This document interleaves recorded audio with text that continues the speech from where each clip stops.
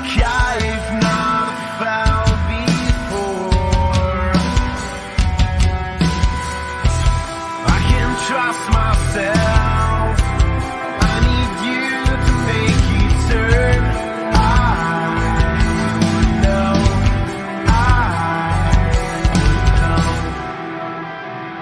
Will you follow me when the sky starts to change? Yeah, we won't be afraid. We'll never be the same again. Will you follow me? We won't leave it to chance. We can't wait on romance. We'll never be the same again.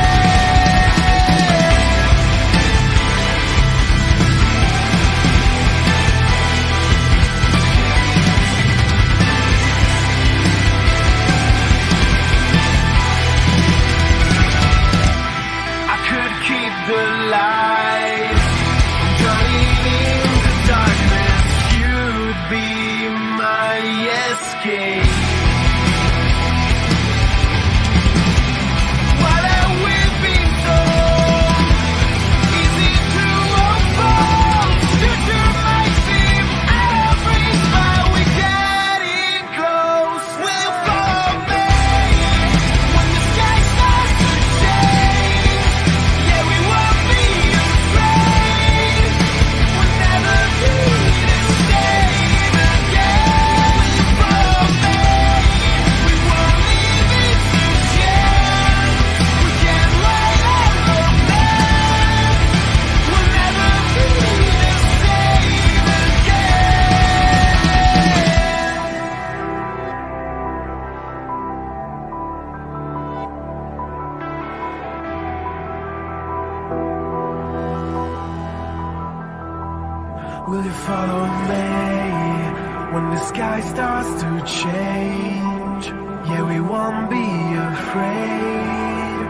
We'll never be the same again. Will you follow me when the sky starts to change? Yeah, we won't be afraid. We'll never be the same again.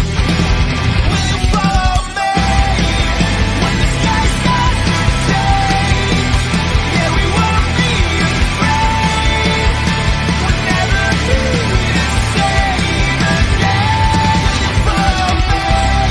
We won't leave it to chance. We can't wait on romance. We'll never be the same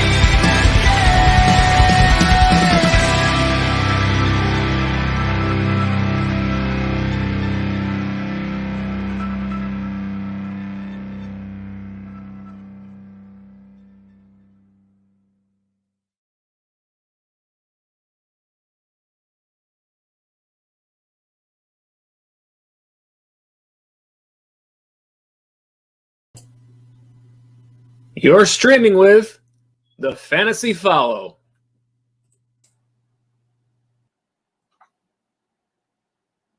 Week 2 of fantasy football, a big day of matchups tomorrow. It's the Saturday Star Show, and it starts right now. It's a big day of football. You can do this. Make those good decisions. There's never a better time than this week.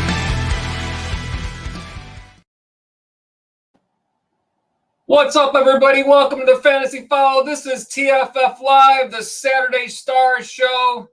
On this show, we talk about the top matchups for tomorrow's day of football. It's week 2 of fantasy football. We hope that all of you are off to a great start, looking to move to 2-0 with tomorrow's games. If you're watching live, as always, we are here for your live chat, answering your fantasy football questions all show long. We got a lot of content for you tonight, but even if we're talking about something else, feel free to drop us a chat. We will get to those as soon as we can. And if you're watching on replay, please feel free to drop us a comment below. Let us know about your thoughts on all the content that we have to go through tonight. All right, tonight's show is called Saturday Stars. This is the same show as we did last season. It's not so much a start-sit show, but it is a rundown of the top fantasy matchups for tomorrow's action or for the remaining action after the Thursday night game. That's what we'd like to do, is look at all the players who are in line for decent days of fantasy production. So that's what we're going to do. Before we start doing that, let me give a quick promo for our new game called Six Picks. The Six Picks game is currently available. It is a video on our channel right now. 6 fantasy matchups that occur within the same games. Basically, you're picking all 6 matchups. You have to pick those matchups on that video itself. And we keep the standings all year long. PPR scoring. Picks close tomorrow at 1 Eastern time. And our current leader right now is one of our regulars, NFL legend, Bill Romanowski, one of our frequent viewers. He is the current leader, but get your picks in and climb up that leaderboard. All right, let's go ahead and start with the Saturday Stars. We'll look at the top matchups for tomorrow's action and Monday's as well action in fantasy football at each of the positions. So we'll start talking about at the quarterback spot. The top matchup tomorrow, one of the top matchups for sure, Aaron Rodgers playing against the Detroit Lions, coming off just a terrible game for the Green Bay Packers. We can definitely expect him to turn things around in week 2. Now, when we talk about the top matchups, it's based on the team that you're going against, and it's early in the season. So the matchups to me are not quite as big as they are later on in the season because I feel that every year is new in fantasy football. But what we have to look back on for stats is last year and also 1 week from this year. So we pretty much base these top matchups on what these teams did last year, also keeping in mind what they have done so far this year. But at any rate, the Detroit Lions last year allowed the very most fantasy points to the quarterback spot, number 1. They're 16th this year. Again, that's only after 1 game. Rodgers last week against the Saints, just 3.3 fantasy points. You can bet he's going to turn that around against a team that most likely is going to struggle this year, the Lions. You would expect Green Bay to have a very nice game and a lot of potential points. So we think Aaron Rodgers, a top matchup for tomorrow's week 2 fantasy football. The next player on the list, it's Tom Brady coming off a great game in week 1 where he scored 29.2 fantasy points against Dallas. This week playing Atlanta. Atlanta last season gave up the 2nd most fantasy points to the quarterback spot and also is number 2 this year as they gave up 28.8 to Jalen Hurts last week. We expect Tom Brady to have another nice week. We would think that the entire Tampa Bay offense is in line for a very nice matchup there. So we got Tom Brady as a top matchup for week 2. Teddy Bridgewater makes this list for the Denver Broncos. Last week, 20.5 fantasy points for Bridgewater against the New York Giants on the road. This week playing Jacksonville. Jacksonville last season gave up the 4th most fantasy points to the quarterback spot. Currently sitting in 11th this year, so a nice match overall for Teddy Bridgewater if perhaps you are in need of a streamer this week. Russell Wilson, no streamer here. Russell Wilson versus the Tennessee Titans, a great matchup here. He makes the list of top matchups at the quarterback spot. The Titans last season gave up the 5th most fantasy points to the quarterback spot and are currently number 1 this year after 1 game, 34.6 points. They gave up last week, and that was to Kyler Murray in that rout by the Arizona Cardinals. Certainly, we would think that Tennessee might play a little bit better, but against Russell Wilson, there's a good chance he could light him up again this week. 27.1 fantasy points for Wilson last week, and that was against the Indianapolis Colts. The next player on the list, again, another player looking to turn around from last week, it's Ryan Tannehill. One of our top matchups in fantasy football for week 2, we feel Tannehill playing against the Seattle Seahawks. Seattle last season allowed the 7th most fantasy points to the quarterback spot, and they're currently at 13th. Obviously, Tannehill, a rough game last week and looking to turn things around. We would expect a better performance this week against Seattle from really that entire offense. All right, let's see. It looks like we have an early chat here, so I'm going to go and click over here, and let's take a look at what we got. All right, we got a chat here from Marco. Now, tell me if I get your last name right. I'm going to say Marco Lau. Hopefully I get it right. I try to get these names right as often as possible, so drop me a chat and tell me if I did all right with that one, Marco. Looks like you might be a new viewer. If you are, welcome to the stream. You say, would you trade Darrell Henderson for Deontay Johnson and Kareem Hunt? Well, I am very high on Darrell Henderson this year. So I certainly think that acquiring Darrell Henderson would be a boost to any team at this point. I think he's going to carry the load there for the Rams. I don't really expect Sony Michel to really make it much of a dent. He did very little last week, and I kind of think they're going to lean on Henderson throughout the year. Would I trade him for Deontay Johnson and Kareem Hunt? I don't know that might be giving up a little bit much for Darrell Henderson. I certainly think Henderson is worthwhile, but I think there's a lot of value for Kareem Hunt also there, and certainly a lot of value for Diontae Johnson, especially in a PPR league. We expect Johnson to be another, target monster for Ben Roethlisberger without Roethlisberger looking to really throw that far downfield this year. Johnson was the target leader last season, and so far it looks like their offense could be fairly similar to last year. I would potentially consider making this trade for one of these two. I think Darrell Henderson for Diontae Johnson is a pretty even matchup, a pretty even trade there. I think if you're losing, unless you are overly, have a ton of depth at running back where you can afford to also lose Kareem Hunt, I do think that Henderson is probably an overall upgrade on Hunt, but obviously you'd be losing what you have in Johnson there. Let me see what you got a follow up here. It says you would be getting Johnson. Okay, that makes a big difference. You would be getting Johnson and Hunt, and someone sent it to you. So yeah, going back to your original chat, I kind of think that I like Darrell Henderson a lot this year. Johnson and Hunt for Henderson seems like a lot of value. So if you are on that side of that trade, I think you're probably getting a really good deal. Kareem Hunt, I think, obviously he's number 2 in Cleveland. But Cleveland is a run-first offense. I think Cleveland's going to be a good team this year. It's going to play with lots of leads and have lots of opportunities to run the ball. And if they aren't leading, we know that Kareem Hunt is the pass catcher out of the backfield over Nick Chubb. So even though Hunt is the number 2 there, you would expect him to still have reasonable value on a week in and week out basis. And I think Johnson, as I said, especially if you're playing PPR, I think there's a lot of value with Diontae Johnson. To me, he's the number 1 receiver in that offense in Pittsburgh, even though you have Claypool and Juju there. I know I have Diontae Johnson on a few rosters. I think this is a good deal for you if you're getting those 2 players for one. I think that you're taking a little bit of a step down from Henderson to Hunt, but you're bolstering your receiver core in doing so, and you still have a Kareem Hunt that can be playable from week in and week out. So I like this deal, Marco. Let us know how it works out for you. If you decide to go that way, obviously, make the best decision that you feel for your roster. But to me, I don't think this is a bad thought at all. I think that's a very fine trade in your favor. So good luck to you, Marco. I hope that works out for you. And stop back and let us know. Glad to have you on the chats tonight. And you say thanks for the help. No, I say thank you for being here. You earned a sub for me. I appreciate it. We appreciate all the subs. For all of you watching out there live or on replay, if you enjoy our content, please feel free to drop us a like or hit that subscribe button if you haven't done so yet. All the likes and the subs, they definitely help out the channel a ton. We also want to make sure that you guys are able to get those notifications when we have new content. So appreciate you being with us tonight, Marco, and look forward to seeing you on future streams. All right, we got a chat here from Hector Gonzalez. Welcome, Hector, to the stream. You say, I have Mixon and Gordon at running back. Searching for a replacement for Gordon. I have Tony Jones and Gainwell on the bench. Should I get something like Moss? It's going to depend on what Buffalo does with Zach Moss. Last week he was a healthy scratch, which was weird. I'm going to assume that Moss is probably available on your waiver wire, that you would be able to pick him up. I don't think it's impossible that he has some value, but I think you're talking about a Buffalo offense that is going to be pass first.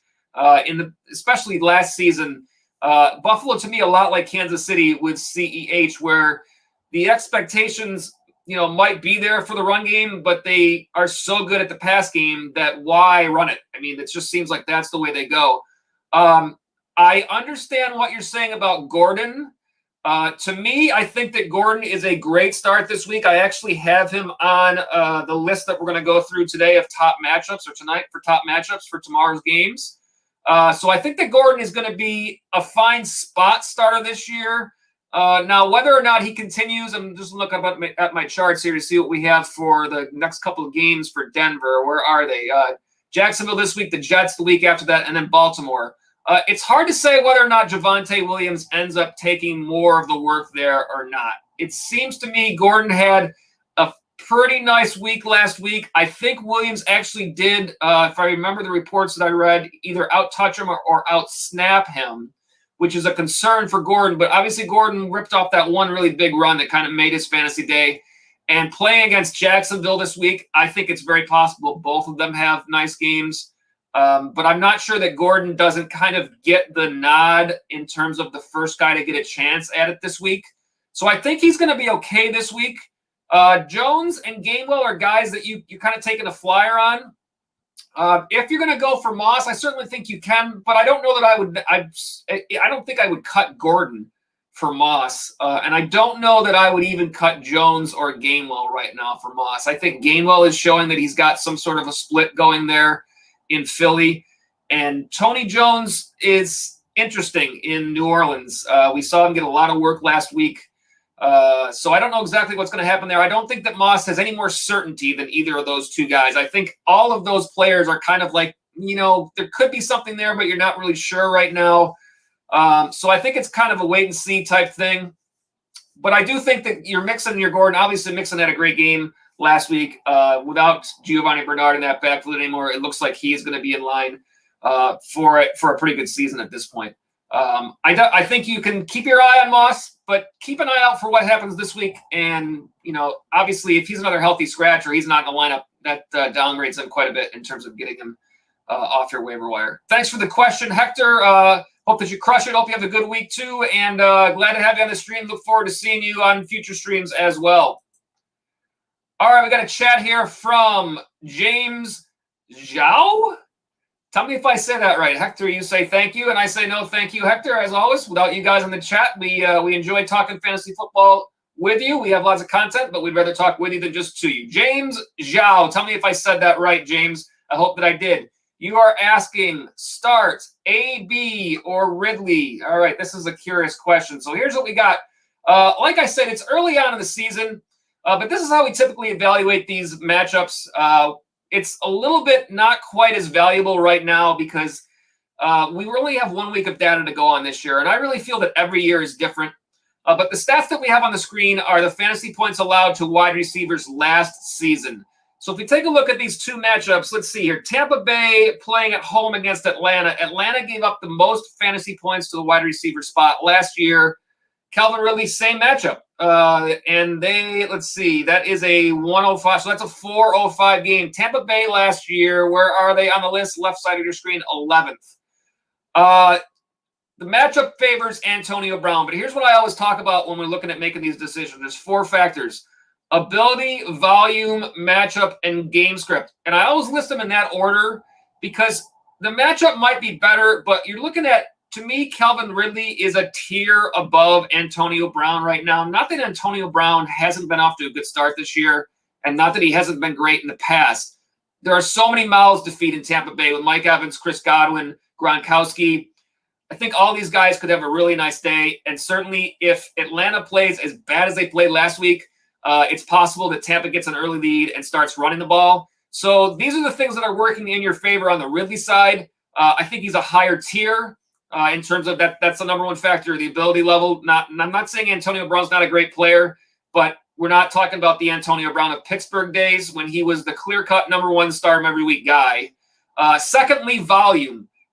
Ridley is the target monster there. He has to be. Now, Matt Ryan has to play better than he played last week. If Matt Ryan puts up another stinker, then all this Ridley stuff is out the window. But last year, without Julio Jones, Ridley saw 5 more targets per game than with him. He was at six and change with Jones on the field. He was a little bit over 11 without him. So even though you have Pitts there now at tight end, I still think, I know Russell Gage is there, but Russell Gage was there last year too. Ridley has got to be the guy in their offense, and certainly they've got to look to play better than they played last week.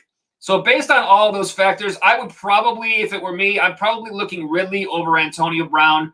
Now, if there's some way you can get both of those guys into your lineup, perhaps there's a flex available, perhaps you have a running back in your flex and you might want to swap him out somehow and get Brown in there, then I can see that because, again, the matchup against Atlanta in terms of last year's stats, very good for Brown. So there certainly is the potential there. I like the fact that the volume, the edge and volume should go to Ridley. It's early in the season, so you kind of got to think some of these teams in week 1, they just played bad. Green Bay, Devontae Adams, Aaron Rodgers, they're not going to play that bad every week. Atlanta, not as good a team as Green Bay, but you still got to think they're going to turn it around here. So of those players in this case, I probably would have to say, and I always say this, that, fantasy football is all about opinions. And by no means do I think that my opinion is the only one, but I try to back it up with some information and some thoughts behind it, the reasons why I would go that way. To me, I think Ridley of these two. If it were my team, I would probably be leaning on Ridley every week. It would take a lot for me to sit him. I really feel like he has the potential to really push the top wide receivers for this year. Obviously, like I said, he's got to get better quarterback play than they got last week. So, James, I'm going to say Ridley here. Again, as I always say, I hope whichever guy you go with there, I hope that they do crush it, but hope that some of that information helps you, to make that decision that fits your team the best. And let me see, I see a follow-up from you here, so I'm going to hit that follow-up, and you say starting wide receivers are Hopkins, Lamb, and Ridley. So, so you've already got your flex full. Well, listen, you got a stacked team at wide receiver. You got Hopkins, Lamb, and Ridley. I mean, that's phenomenal. It's only the second week. So I think this early in the season, I think you lean on your studs until you know a little bit more. When you get deeper into the season and you have a whole bunch of games to back up the data on what's going on with these players, how they're being used, how the defenses are playing against them, then the matchups can start to be a little bit more of a factor here. But, man, if you got D-Hop, CD, and Calvin Ridley, wow. I don't know how in the world, if I had those three, I could ever not start any of them. I might think about trying to see if Antonio Brown has a great game for you. I might start to think about possibly offering him in a trade to bolster your – I'm guessing if you have those three at wide receivers, you might be able to use to bolster your running back core just a little bit. So that would be my thought, because if you got four guys that are crushing it every week, that's what they say when you're making trades, trade your depth, to make up for another area of your roster. So you got a great team going there. I wish you good luck, James, and I do hope that whichever guy you go with there, I hope they crush it. But I do think that, like I said, I think Ridley a fine start there just about every week, really, at this point. All right, thank you, James, for the chat. Let me just, for everybody on the chat, I'm going to say this ahead of time because sometimes as I'm scrolling through chats, I like to hit people's follow-ups, and sometimes I end up scrolling back and forth, and if I miss your chat, just say, hey, Joe, you missed me, and I'll go back and find it. I don't mean to miss anybody, but sometimes it happens. So I just kind of wanted to let you know that ahead of time. And you say, James, thank you, man, or to follow. I say, no, thank you, as I always do. We appreciate you guys. Without you guys in the chat, it's just us talking to you. So much rather talk fantasy football with you guys. That's why we're here. That's what we love to do. So thank you, James, for being on the chat, and we look forward to seeing you on future shows as well. I believe next in line, if I don't miss anybody here, is Aaron Rodriguez.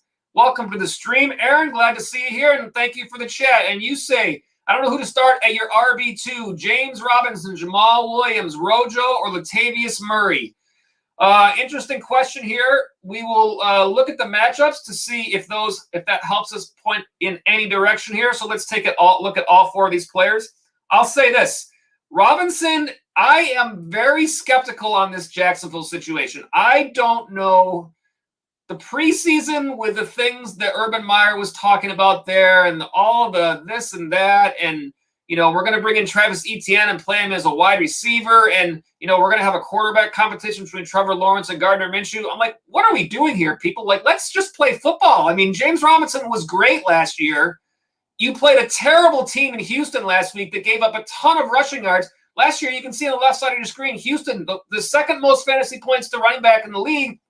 And you hardly ran the ball. And when you did, you had Carlos Hyde in there for half of it. Like, I don't know what the deal. I don't know why there's such, disdain for James Robinson amongst that new coaching staff there. But I'm very worried about that situation. I have James Robinson in some spots this year.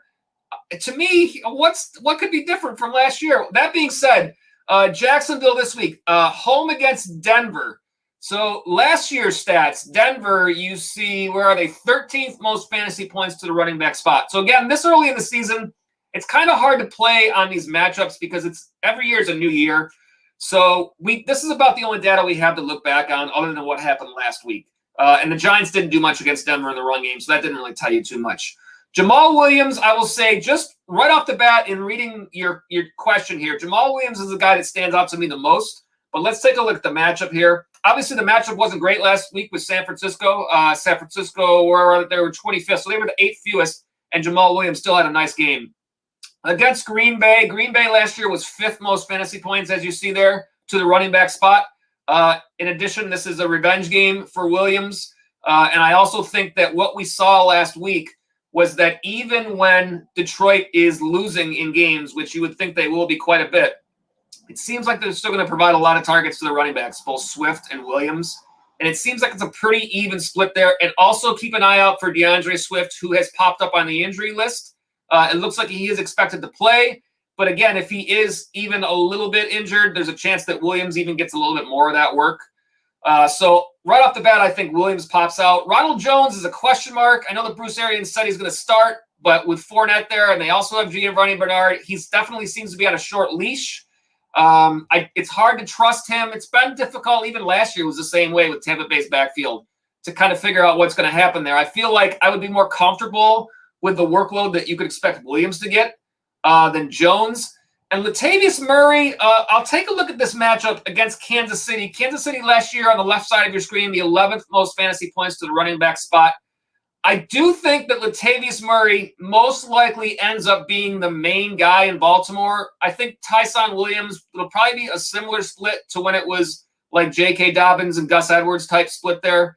But I think Murray eventually, once he's had more time to work on the offense, will probably be the 1A in that backfield. He's been more fantasy relevant than any of those other guys recently. Devontae Freeman's there, Le'Veon Bell's there. I don't really expect them to be taking his spot in terms of fantasy value.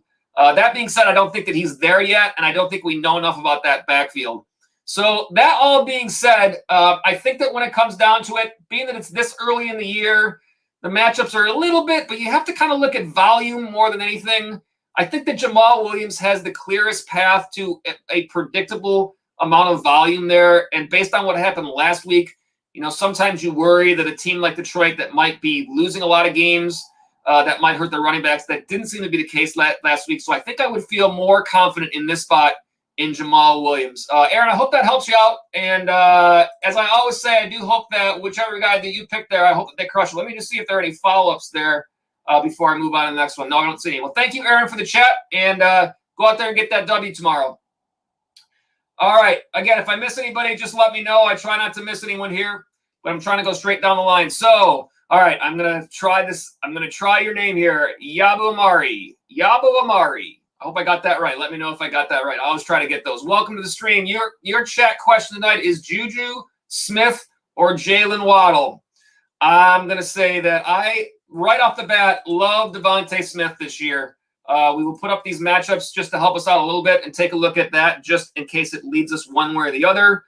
Juju Smith-Schuster for Pittsburgh. Where are they on the list here? Home against Las Vegas. Last year, Las Vegas, 12th most fantasy points to the wide receiver spot. Devonta Smith for Philadelphia, home against San Fran. It's going to be a little tougher in terms of where they are on this list. San Fran 18th. But we saw last week Detroit had some success in the pass game there. So I think that Philadelphia can have some success. Jalen Waddle for the Dolphins playing against the Buffalo Bills. Last year, Buffalo, 4th fewest fantasy points to the wide receiver spot. I'm still a little bit – I know Jalen Waddle had a decent game last week, but I'm still a little bit hesitant with the quarterback play of Tua Tagovailoa there. I don't know exactly what happens with that. It's also possible that Jalen Waddle draws Tre'Davious Smith in terms of coverage from the Bills. Obviously, their top guy there. So you would think that might downgrade him just a little bit there. To me, I think of these three guys – although he's a rookie, I feel that Devonta Smith is the highest tier player at this point. Juju is one of three guys. Smith is a much clearer path to being that top guy in Philadelphia every week.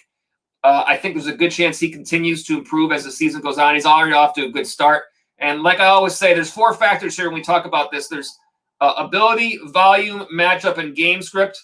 And so when I talk about ability, I feel Devonta Smith is the top player of these 3 that you've listed here. When I talk about volume, it's the idea that he has a consistent workload. I think he also is in line for that here. And the matchup, it's not as good of a matchup as Juju's. I don't think was the one that I said here. Vegas was a little bit higher.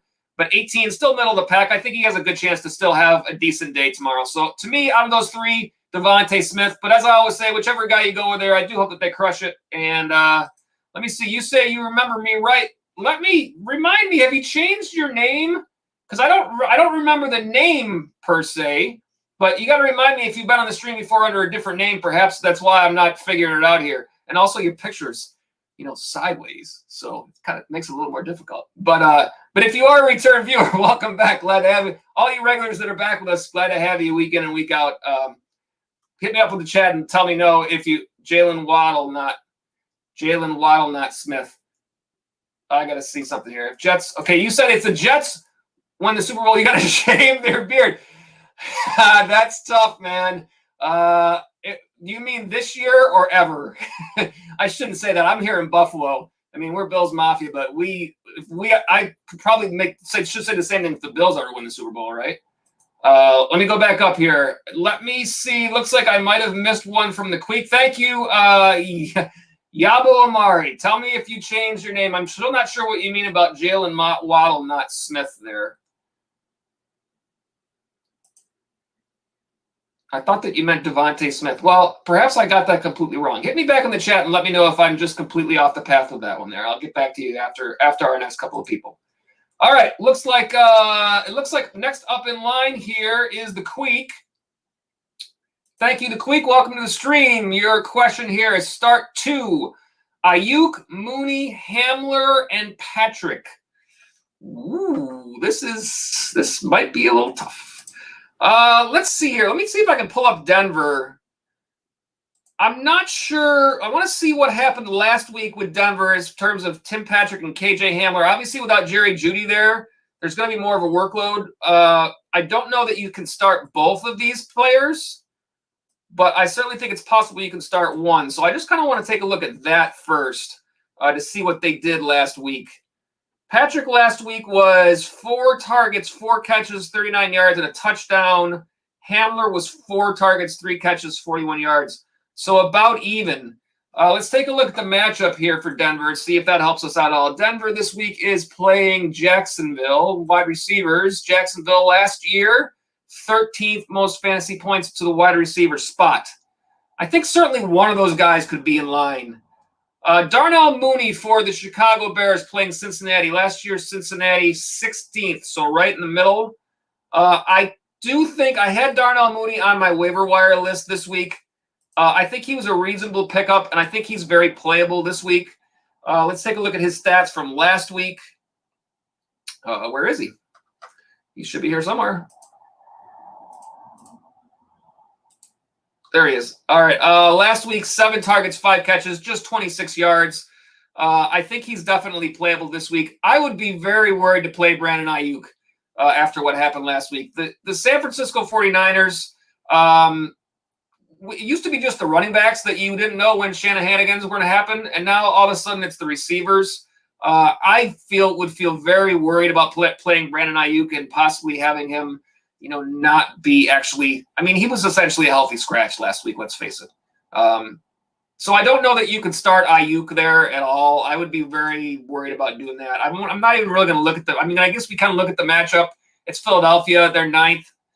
But more than the matchup, like if he's not healthy or if for some reason they're not happy with him right now, then, that's the end of your fantasy day, and you don't want that at all. So I think Mooney is a reasonable start there, and I think it's probably just a toss-up between Patrick and Hamler. I would probably say Patrick seems like the guy that is a little bit ahead there, but I think either one of them could have some value for that team. I would probably pick Patrick of those 2 guys. He's been pretty decent in the past. I'd probably lean on him. It's a little bit of a toss-up there. Hope that helps you out, the Queek. Whichever guys you can go there with, I hope that they do crush it. And let me see if there's any follow-ups there from you. No, I don't see any. So, awesome. Good luck with that. Hope you get that W tomorrow as well. All right. Let's see who's up next. Again, we have plenty of more content to talk about in terms of the top matchups for this weekend. But as we always do, if we have chats, we go to those first. So that's where we're at. Next up in line here is Hector Gonzalez. Myers, Laviska Shenault, and Beasley, pick 2 for this week. Jacoby Myers, I believe you're talking about there. Let's get the stats up on the left side of the screen, see if that helps us out. New England, where do we got him on our grid here? Playing against the Jets. The Jets, 14th most fantasy points last year to the wide receiver spot. I don't know that he's the guy I would favor in terms of volume. I think that it's Nelson Aguilar is probably first, and I think that the tight ends tomorrow are going to have a nice day, Jonnu Smith and Hunter Henry. So I don't know that he would be my pick. Laviska Shenault with Jacksonville. What we can expect from Jacksonville is trailing in lots of games and throwing the ball a lot. So you would expect some volume to be there regardless of who they're playing. Denver last year, as you look on the left side of your screen, allowed where do they fall on the list? 20th. So they were 13th fewest fantasy points to the wide receiver spot. And then Cole Beasley, I think, is the first guy out of these three that you pick.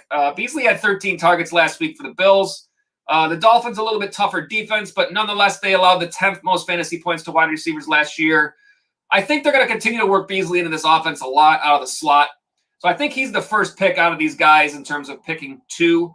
I think the other two are probably toss-ups to me. I do want to look and see at what Myers did last week in terms of how much he saw the work in that offense there.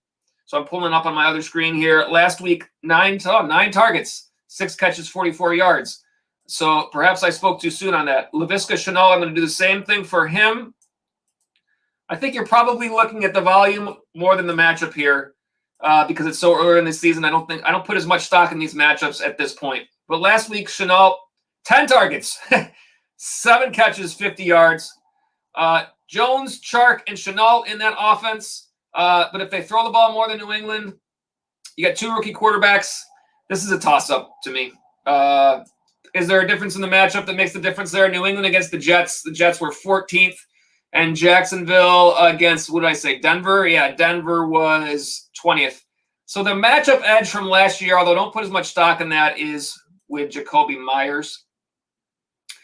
My gut is actually towards Laviska Shenault to me, but it's really a toss-up. I think whichever one of those two guys you like better, you know your rosters. I always say that. You guys know your rosters better than anybody. I think Beasley is your number one. Flip a coin for Myers and Laviska. I think both of the volumes were pretty similar. I don't think there's a huge difference in matchup. I probably would lean Laviska Shenault if it was me, but I think it's so close that it's not like I'm saying absolutely one over the other. Whichever guys you go there with, Hector, I hope they crush it for you. And again, thank you for the question. All right, let's see who's next here. Cash Money Wilson, I think, is next in line. Welcome to the stream, Cash Money Wilson. I hope that your fantasy team name is as creative as that name. That'd be awesome. You were wondering, who should I start at flex, Kareem Hunt or Devonte Smith? Ooh, that is tough. I like them both this week. Let's take a look at the matchups to see if that helps us out. I have Kareem Hunt as one of my top matchups this week at the running back spot, playing against Houston. Houston last year gave up the second most fantasy points to running backs, as you see on the left side of your screen. So I think that's a fine start. Obviously, Nick Chubb is there, but you got to think that they're both going to get a lot of work. And you got to think they're going to be ahead in that game, so there's going to be a lot of run game either way. Devonta Smith, I really like Devonta Smith as well. If we look at the wide receiver stats, let's see here. Philadelphia, where we got him on our grid here. San Francisco this week. San Francisco is 18th, so right in the middle of the pack. I do think that here's the difference. If Devonta Smith, to me, is right now emerging as the number one guy for Philadelphia. So that may mean that you may feel a little bit more comfortable with his volume than Kareem Hunt. I'm not by any means saying that Kareem Hunt isn't going to be worked into that offense there. The matchup is really good. I'd have a hard time sitting either one of these two. Your team must be pretty good if these are the two guys that you're picking for your flex at this point. I would say if it's PPR, you're both. Hunt is going to give you PPR value as well. So it's not like you're losing anything by going with a running back there. I probably let's see what time do these guys play. Is there anything that helps us there? Let me see what time these games are. What I'm going to say here is if either of these games are later, you might be able to actually hold off on this decision, but I'm not sure that they are. Calling up the game times here. Philadelphia is a 1:00 game, and Cleveland is also a 1:00 game. So yeah, you don't have any help there. It's tough, man. I think either one of these two is going to be just fine. I don't want to say that either one of these two is not going to play well. I like Devonta Smith a whole lot. I don't like Kareem Hunt at all. I probably, in a slight edge, might pick Devonta Smith here just because I feel like he is emerging as the main guy for Jalen Hurts to throw the ball to there. And Kareem Hunt has Nick Chubb. So there is some possibility that Nick Chubb just has a huge day and Kareem Hunt doesn't see as much. But I do think Kareem Hunt is going to be fine. So that being said, I think you can go either way here and be okay. I would take a look at who you're playing against, see if there's anything in the matchup that changes the tide here. Perhaps your opponent is playing Jalen Hurts as their starter. And if that's the case, you could start Devonta Smith and figure that if Hurts has a great game, then you're going to get some of those points. and keep your opponent from getting an edge on you, that would be another reason to go with Smith over Hunt. But yeah, I think this is kind of a coin toss for you. I'd probably lean a little bit towards Smith if that helps at all. But like I said, you know your roster as good as anybody. Make the decision that you feel is best for your team, and hopefully some of that information helps you out some. Like I said, I think they're both fine starts. I probably lean just a little bit towards Smith here. Thank you, Cash Money, for being on the stream. I'm going to get your follow-ups here before I go on to the next people. You say, as a Steelers fan, Juju also is good against the Raiders. Bills have a decent secondary, so I will go Juju. I know you're talking about one of the other questions there. Just hitting all these follow-ups and getting those out of the way. Leading Smith with Hunt is a very good flex. I agree. It's top. My fantasy league is Oral Roberts, but tough call. And you say also, I have Evans and Ridley and Najee, Aaron Jones. Yeah, I think that both of those guys, Najee Harris and Aaron Jones, have nice matchups tomorrow. Evans has a nice matchup, Ridley as well. And here's you're saying they both start at 1. You're faster than I am in looking up these stats. Awesome. Yeah, I think we're probably thinking about the same way there. That's kind of was the tone of my answer was like, it's really close. But I probably lean just a little bit Smith. Again, I hope whichever way you go there, I hope that guy crushes it for you. And hopefully you get that W in week 2. All right, let me see who's next here. It looks like A. Aladdin, one of our regulars. Welcome back, A. Aladdin. You say pick one, half-point PPR, Jamal Williams, Mike Davis. I will put up the stats, and I will tell you my instant reaction to seeing this is Jamal Williams. I just think that after last week, you probably have a reasonable chance on counting on, not that Mike Davis is not going to get the volume, but man, Atlanta, I didn't watch that game, but Matt Ryan had like 7 fantasy points. Mike Davis didn't do much. They must have played really bad last week. Atlanta this week playing on the road at Tampa Bay. Tampa Bay, a tough run defense. You saw that what they did to Zeke last week. There's your stats on the left side of your screen. Last year, the 4th fewest fantasy points to the running back spot. Jamal Williams for Detroit playing in the revenge game against Green Bay. That's a Monday night game. Green Bay last year, the 5th most fantasy points to the running back spot. So although it's early in the season, I don't put as much stock in these matchups as later on because I feel every year is new. If we do look at this data and we trust it all, the matchup edge there is to Williams. I know he's splitting time with Swift. Swift does have a questionable tag right now, although they do feel that he's going to play. But at the same time, we saw both of these guys have a lot of value last week in a game that they were being crushed in. So that bodes well, for the fact that if they're losing games, which they may be Detroit often this year, that they still have pop. Who else is Detroit going to throw the ball to? Tyrell Williams is out again this week. The rest of their roster is like a bunch of who? Like, who are these people? TJ Hawkinson is a pass catcher, and then it's Swift, and it's Williams, and Quintez Cephas. I mean, how are you going to find fantasy value in any of those guys? I think Jamal Williams, to me, I know Mike Davis is the main guy. Bad game last week for Atlanta and a tough matchup this week.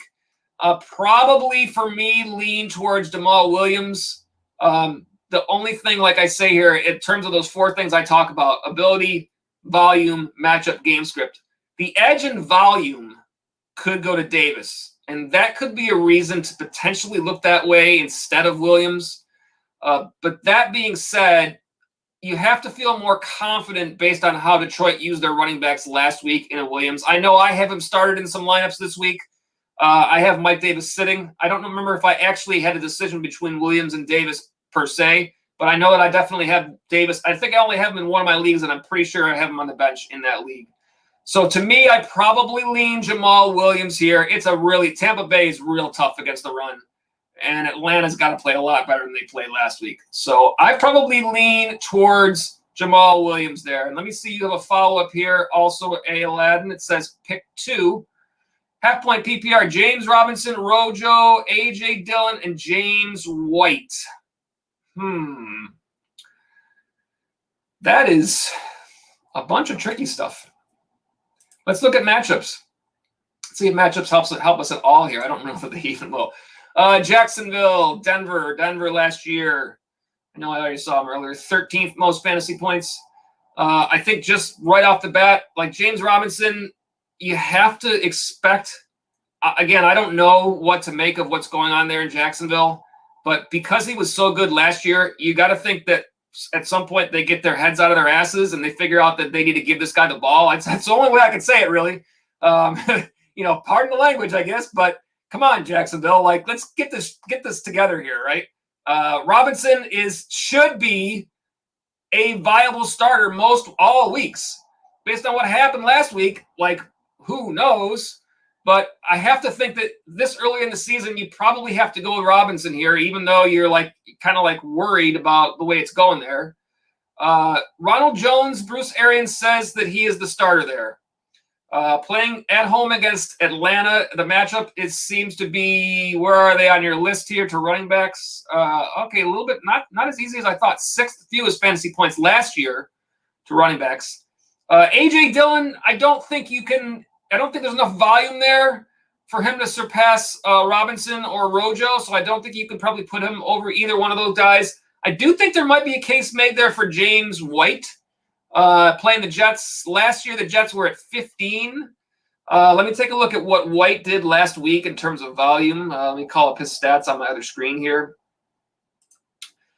You potentially I could probably see a case being made for sliding his name in terms of ahead of Ronald Jones there. Let's take a look. It's half-point PPR. Last week, 7 targets, 6 catches, 49 yards for White.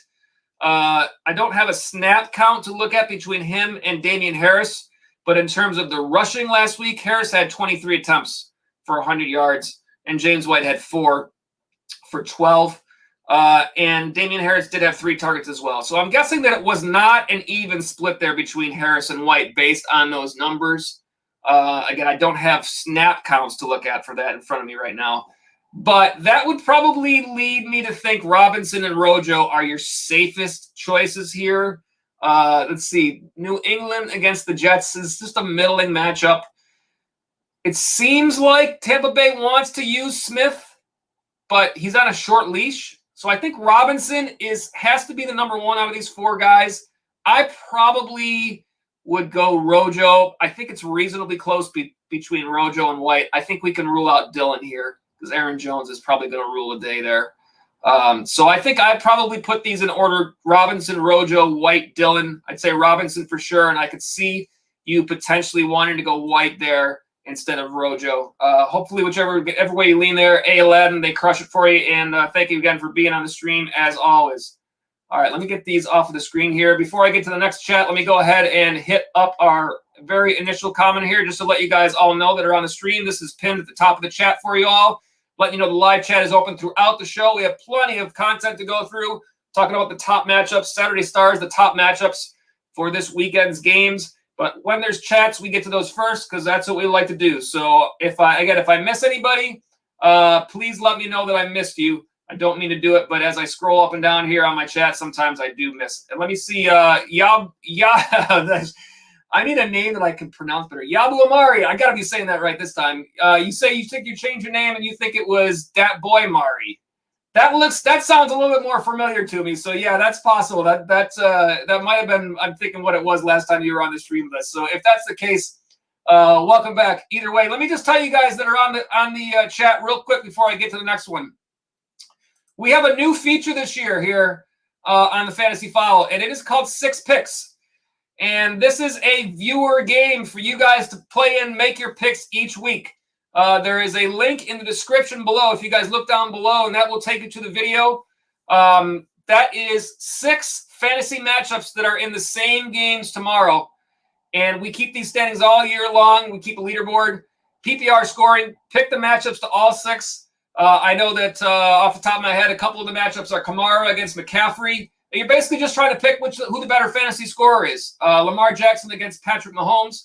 Matchups that occur within the same games. We're going to keep those standings all season long.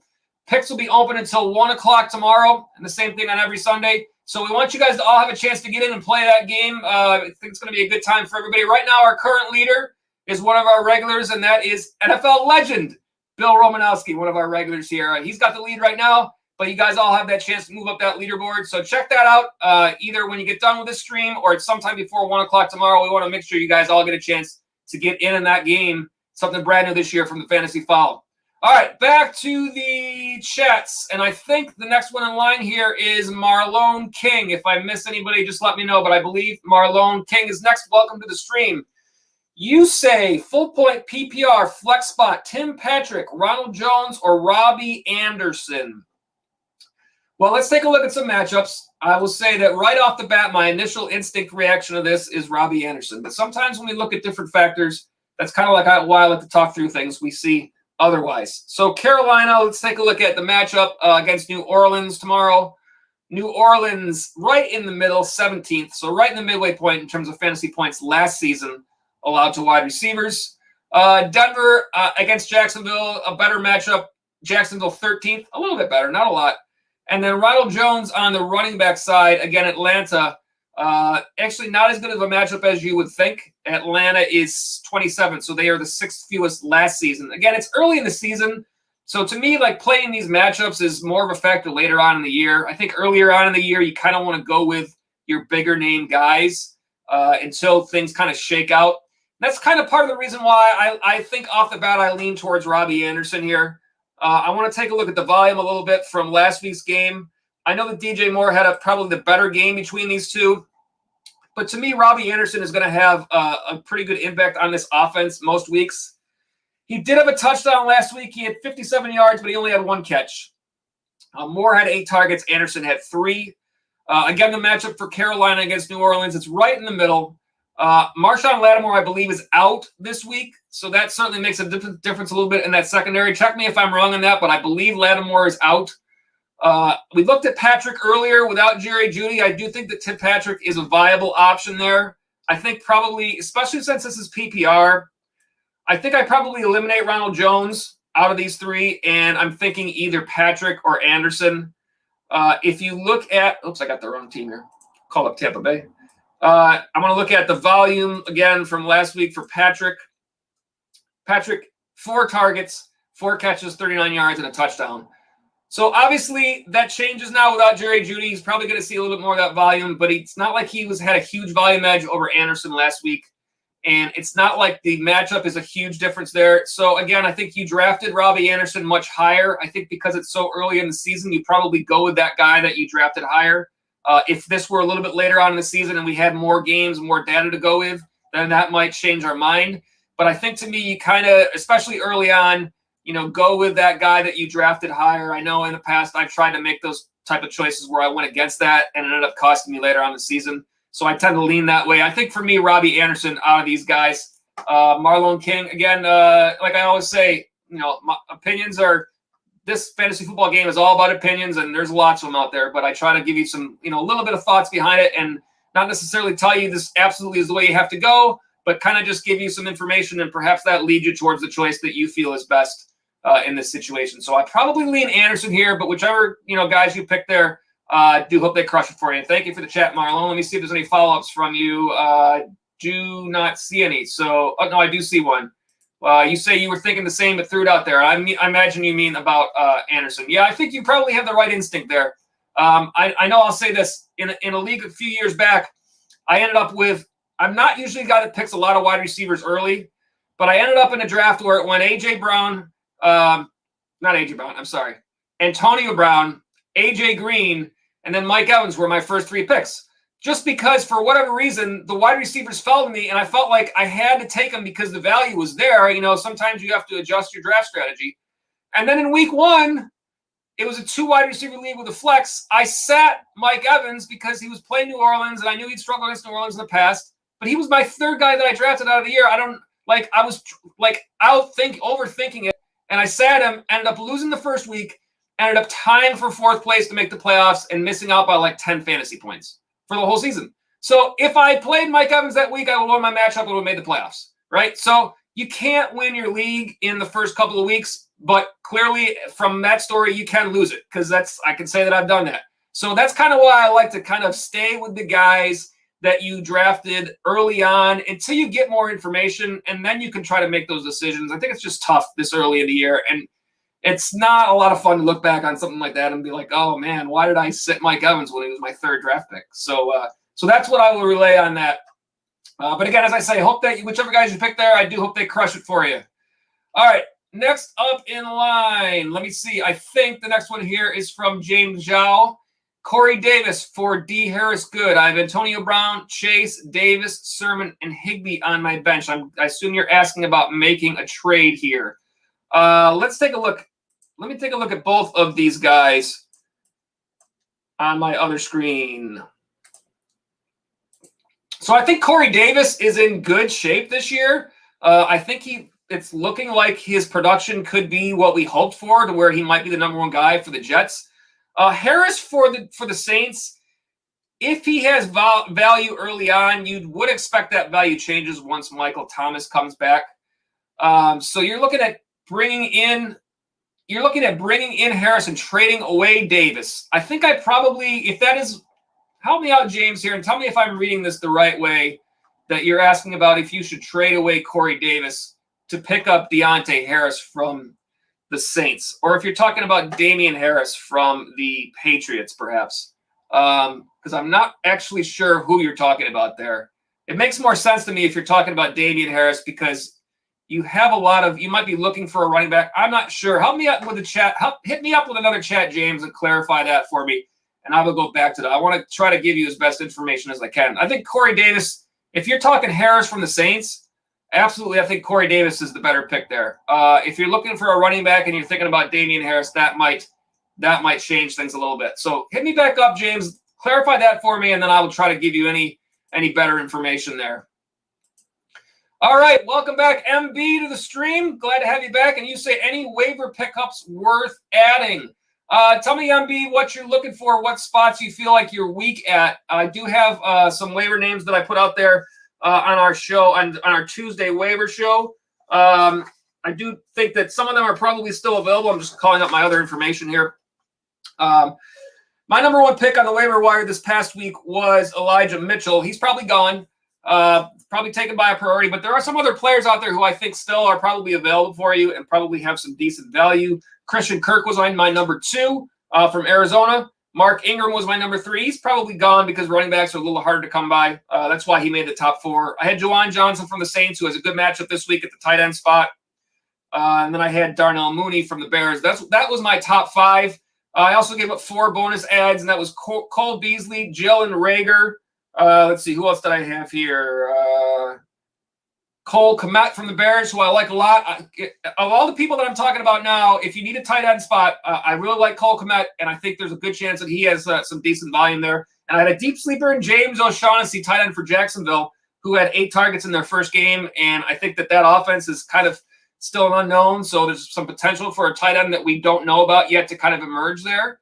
Let me see your next follow-up here. Side note, both Quentin Nelson and Eric Fisher are starting tomorrow. You think Indy does good. You're talking about their defense, right? Indy, let's take a look here. LA Rams.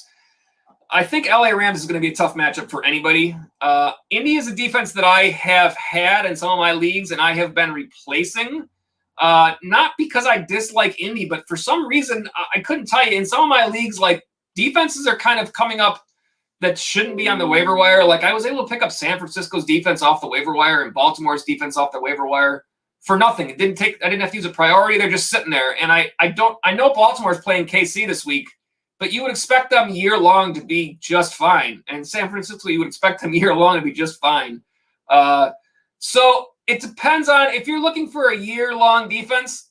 I don't dislike Indianapolis this year as a team that you could play week in and week out. If you're looking to stream defenses a little bit more, I think there's certainly going to be times when you're going to be able to find matchups that might be a little bit better for you than Indy. But the Rams are tough, and I expect the Rams to play well. I think they're going to end up being a better team than perhaps I might have thought with the addition of Matthew Stafford. It looks like their running game is going to be just fine. So yeah, I don't think you're wrong to go with Indy, but I would check and see what else is out there. I know there are a couple of streamers. I like Green Bay tomorrow a whole lot. Actually, sorry, that's the Monday night game. But as a streaming defense against Detroit, I like Green Bay as a possibility to give you a nice defense there, and they seem to be available in a lot of leagues. It's one of those things where defenses, some players like to have that team to keep the entire year. And I know I've found at other times that I've started streaming defenses, and I've not really paying attention to the team themselves as much as the team that they're playing against. And once we know who the teams that are likely bad every week, and then we can kind of pick out who we want. So, but I don't think you're wrong to go with any there. I think it's a reasonable thought. I do think there are others. I like Miami in terms of defense that's a little bit lower down that you might be able to pick up somewhere along the way. I think there's some out there, and I think there'll be some streaming options. So, MB, hope that works out well for you there. I'm going to assume that you didn't. I think you asked on one of the other streams about picking up Arizona, so I'm going to assume that you probably didn't go. I know you were thinking about either using your priority or letting it build up, and I suggested to let it build up. So I'm thinking that means you probably didn't get Arizona. But Indy, I think, is a reasonable choice without, a second choice there behind a team like Arizona that you might have gotten by using your waiver wire priority. So I appreciate the chat, MB. Glad to have you back on the stream, and good luck for that W tomorrow. Hope your players crush it, as always. All right, let me just follow up here with James. Okay, I'm going to continue with yours, James. Damian Harris from the Patriots. You're talking about trading Corey Davis for Damian Harris. I'm scrolling back up on my screen to see if you told me who your other running backs were. Here it is.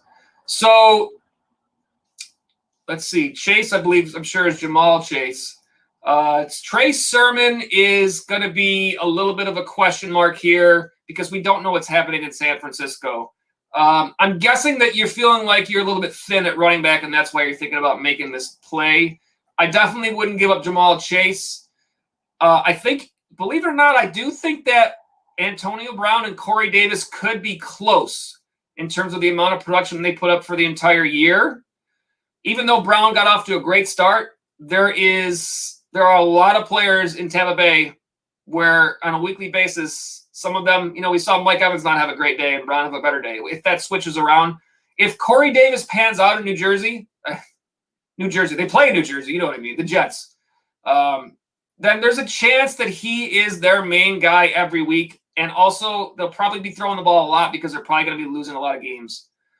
So I don't know if I like giving away Corey Davis unless you absolutely need to get that running back. And I do think that it's possible if you kind of see how this plays out, if Davis plays well again this week, Antonio Brown could probably return you a bigger name running back than Damian Harris. If this is a trade that you're offering, perhaps this is a trade that you've been offered, and that makes a difference there. I might just hold out a little bit. It's really early in the season to know exactly how this is going to work out. And I think there's a lot of potential there for Corey Davis, Corey Haim, one of the Coreys. So I might just kind of wait and see what happens in week 2 and then evaluate that a little more. I don't think it's impossible that you could do that deal if you need a running back, especially with the volume that Harris got last week for New England. If that continues, New England's been a tough team to trust the backfield in the past. But if that continues, I could understand where there could be a reasonable idea to get him on your team. So I would say let's take a look at week 2 and see what happens there. Keep that in mind. If you feel like you're not going to lose the ability to make this trade after week 2, then I would kind of see what happens in tomorrow's games. And that might give you a little bit more data to go on in terms of making that decision. Hope that helps, James. Sometimes it's a little bit of a toss-up on these things. And I do see one more follow-up. I do see Marty Sadima. I'm going to get to you next. You say, should you be worried about Gibson or Pitts? I would not be worried about Antonio Gibson. I would be worried about Pitts. And the only reason I say that is because I know there was a lot of hype on Kyle Pitts starting the year. It does seem like rookie tight ends sometimes do take a little bit longer to develop. And Matt Ryan had to have played really bad last week. So, yeah, I would worry less about Gibson than Pitts. I think Gibson's going to be fine. I think Gibson's value may have taken a little bit of a hit when they lost Ryan Fitzpatrick because I think that their team overall was going to be in better situations with Fitzpatrick as their quarterback. Now, Heineke played well, it seems. Certainly Terry McLaurin had a better day. I was worried about McLaurin's production, and he was the one that ended up to be all right. I think Gibson's going to be fine. I think he's too talented. I think Washington has a good enough defense that there's going to be plenty of games where they're playing with the lead and they're just running the ball all day. The offense in Atlanta does concern me some. So I think that, yes, Pitts might be the bigger concern of these two. I think Gibson you're fine with. Hope that helps you out there, James Zhao. And again, thank you for being on the chat. And Cash Money Wilson says Pitts is fine. He's just off to a slow start. Gibson is definitely fine. Yeah, that's kind of basically what I was thinking the same there too. All right, let's see what we got here. Next question here. Let me see. Some of these are just responses that you guys have to each other. Let's see. No Name looks like it was next here. Again, if I miss anybody, just shout me back in the chat. Let me just say, hey, you missed my chat, something like that. Like sometimes when I'm scrolling back and forth, that does happen. This one is from No Name. Welcome back to the stream. Someone dropped Tannehill. I now have Burrow, Lance, and Tannehill in a 1 QB league. Which do you suggest dropping?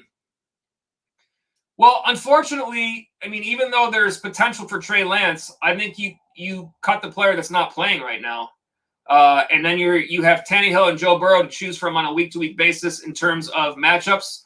I also think if it's a one-quarterback league and you drop Trey Lance, there's a reasonable chance that no other team is going to pick him up and he will stay on your waiver wire. And so if you keep your eyes out and decide that the time is right to go back and get him, then you probably still have an opportunity to go back and get him. I assume that you must like him if you've had him already. But you can't argue with Ryan Tannehill. Yeah, he had a bad first game. Is that going to continue? I find it hard to believe that when you have A.J. Brown and Julio Jones, that's going to continue. They may just have some things to work out there in that offense. I hope that's the case because I have Tannehill myself. I have A.J. Brown, Julio. I have all of them. I have Derrick Henry in different spots. You know, I was kind of high on their offense and the things they've been doing there in terms of drafts. So, yeah, I think you got to, you know, both of those other two guys are bona fide starters, and Trey Lance is a starter sometime when they decide Garoppolo is no longer. We don't know when that's going to be. So I say you got to keep those two guys that are having a chance to play because you know you'll have the opportunity to choose between the two of them. You're never going to start Trey Lance over Tannehill or Burrow until he emerges as the top guy there in San Francisco. So I would say you can get rid of Lance, and he'll probably still be there on the waiver wire most likely later on. Cash Money responds in the same there and says I would drop Lance because he might not start till week 5. Yep, basically the same thing that I said there. So I think that's a very reasonable thought, No Name. But again, thank you for joining the chat, being back with us. Let me see here. Next question up is from Jugraj Pata. Tell me if I said that right. Jugraj Pata. Singletary or Sammy Watkins PPR for the flex spot? I think that the run game in Buffalo, I'm not high on. Even though I am up here in Buffalo, I've said it before for those of you that are regulars, I'm Bills Mafia up here. The run game for Buffalo is not their bread and butter. They're going to lean on throwing the ball no matter what. And Singletary is going to split time with either Zach Moss or Matt Breida. When you have a game like you saw last week where Zach Moss is suddenly and a healthy scratch, I don't know why. It gives you a little bit more confidence in playing Singletary, but I just don't think that the production or the volume is necessarily going to be there, especially not PPR. I don't think that he's going to be a big threat out of the backfield catching passes. Sammy Watkins is an interesting player. We all know about Sammy Watkins in the past and the disappearing act that he does in fantasy sometimes. But in terms of the workload in Baltimore, who else are they going to throw the ball to? Marquise Brown right now is banged up. Watkins saw more targets last week than Brown. Watkins had 8. Brown had 6. He turned in 96 yards, didn't have a touchdown. He saw more targets than Mark Andrews. You know, so there's the volume that you're looking for. I think you can probably look that way. It's tough to say because, again, Watkins does this disappearing act sometimes. But if he's the number one guy there and he's healthy, then you probably have to roll with the person who you think is going to have more volume. And to me, that's Watkins. I just can't say that I believe that Buffalo turns to the run enough to make Singletary worth it. They are going to throw the ball. And when they get to the goal line situation, it's Josh Allen. And even if it's not Josh Allen, it's probably Zach Moss at the goal line instead of Singletary. So that leaves you without that opportunity. I probably pick Sammy Watkins there, and PPR makes a big difference in that. As I always say, I hope whichever guy you pick there, I hope they do crush it. But those are my thoughts, and hopefully that does help you out there a little bit, Jugraj Pod. I think you might be a new viewer, so welcome to the stream. Glad to have you guys.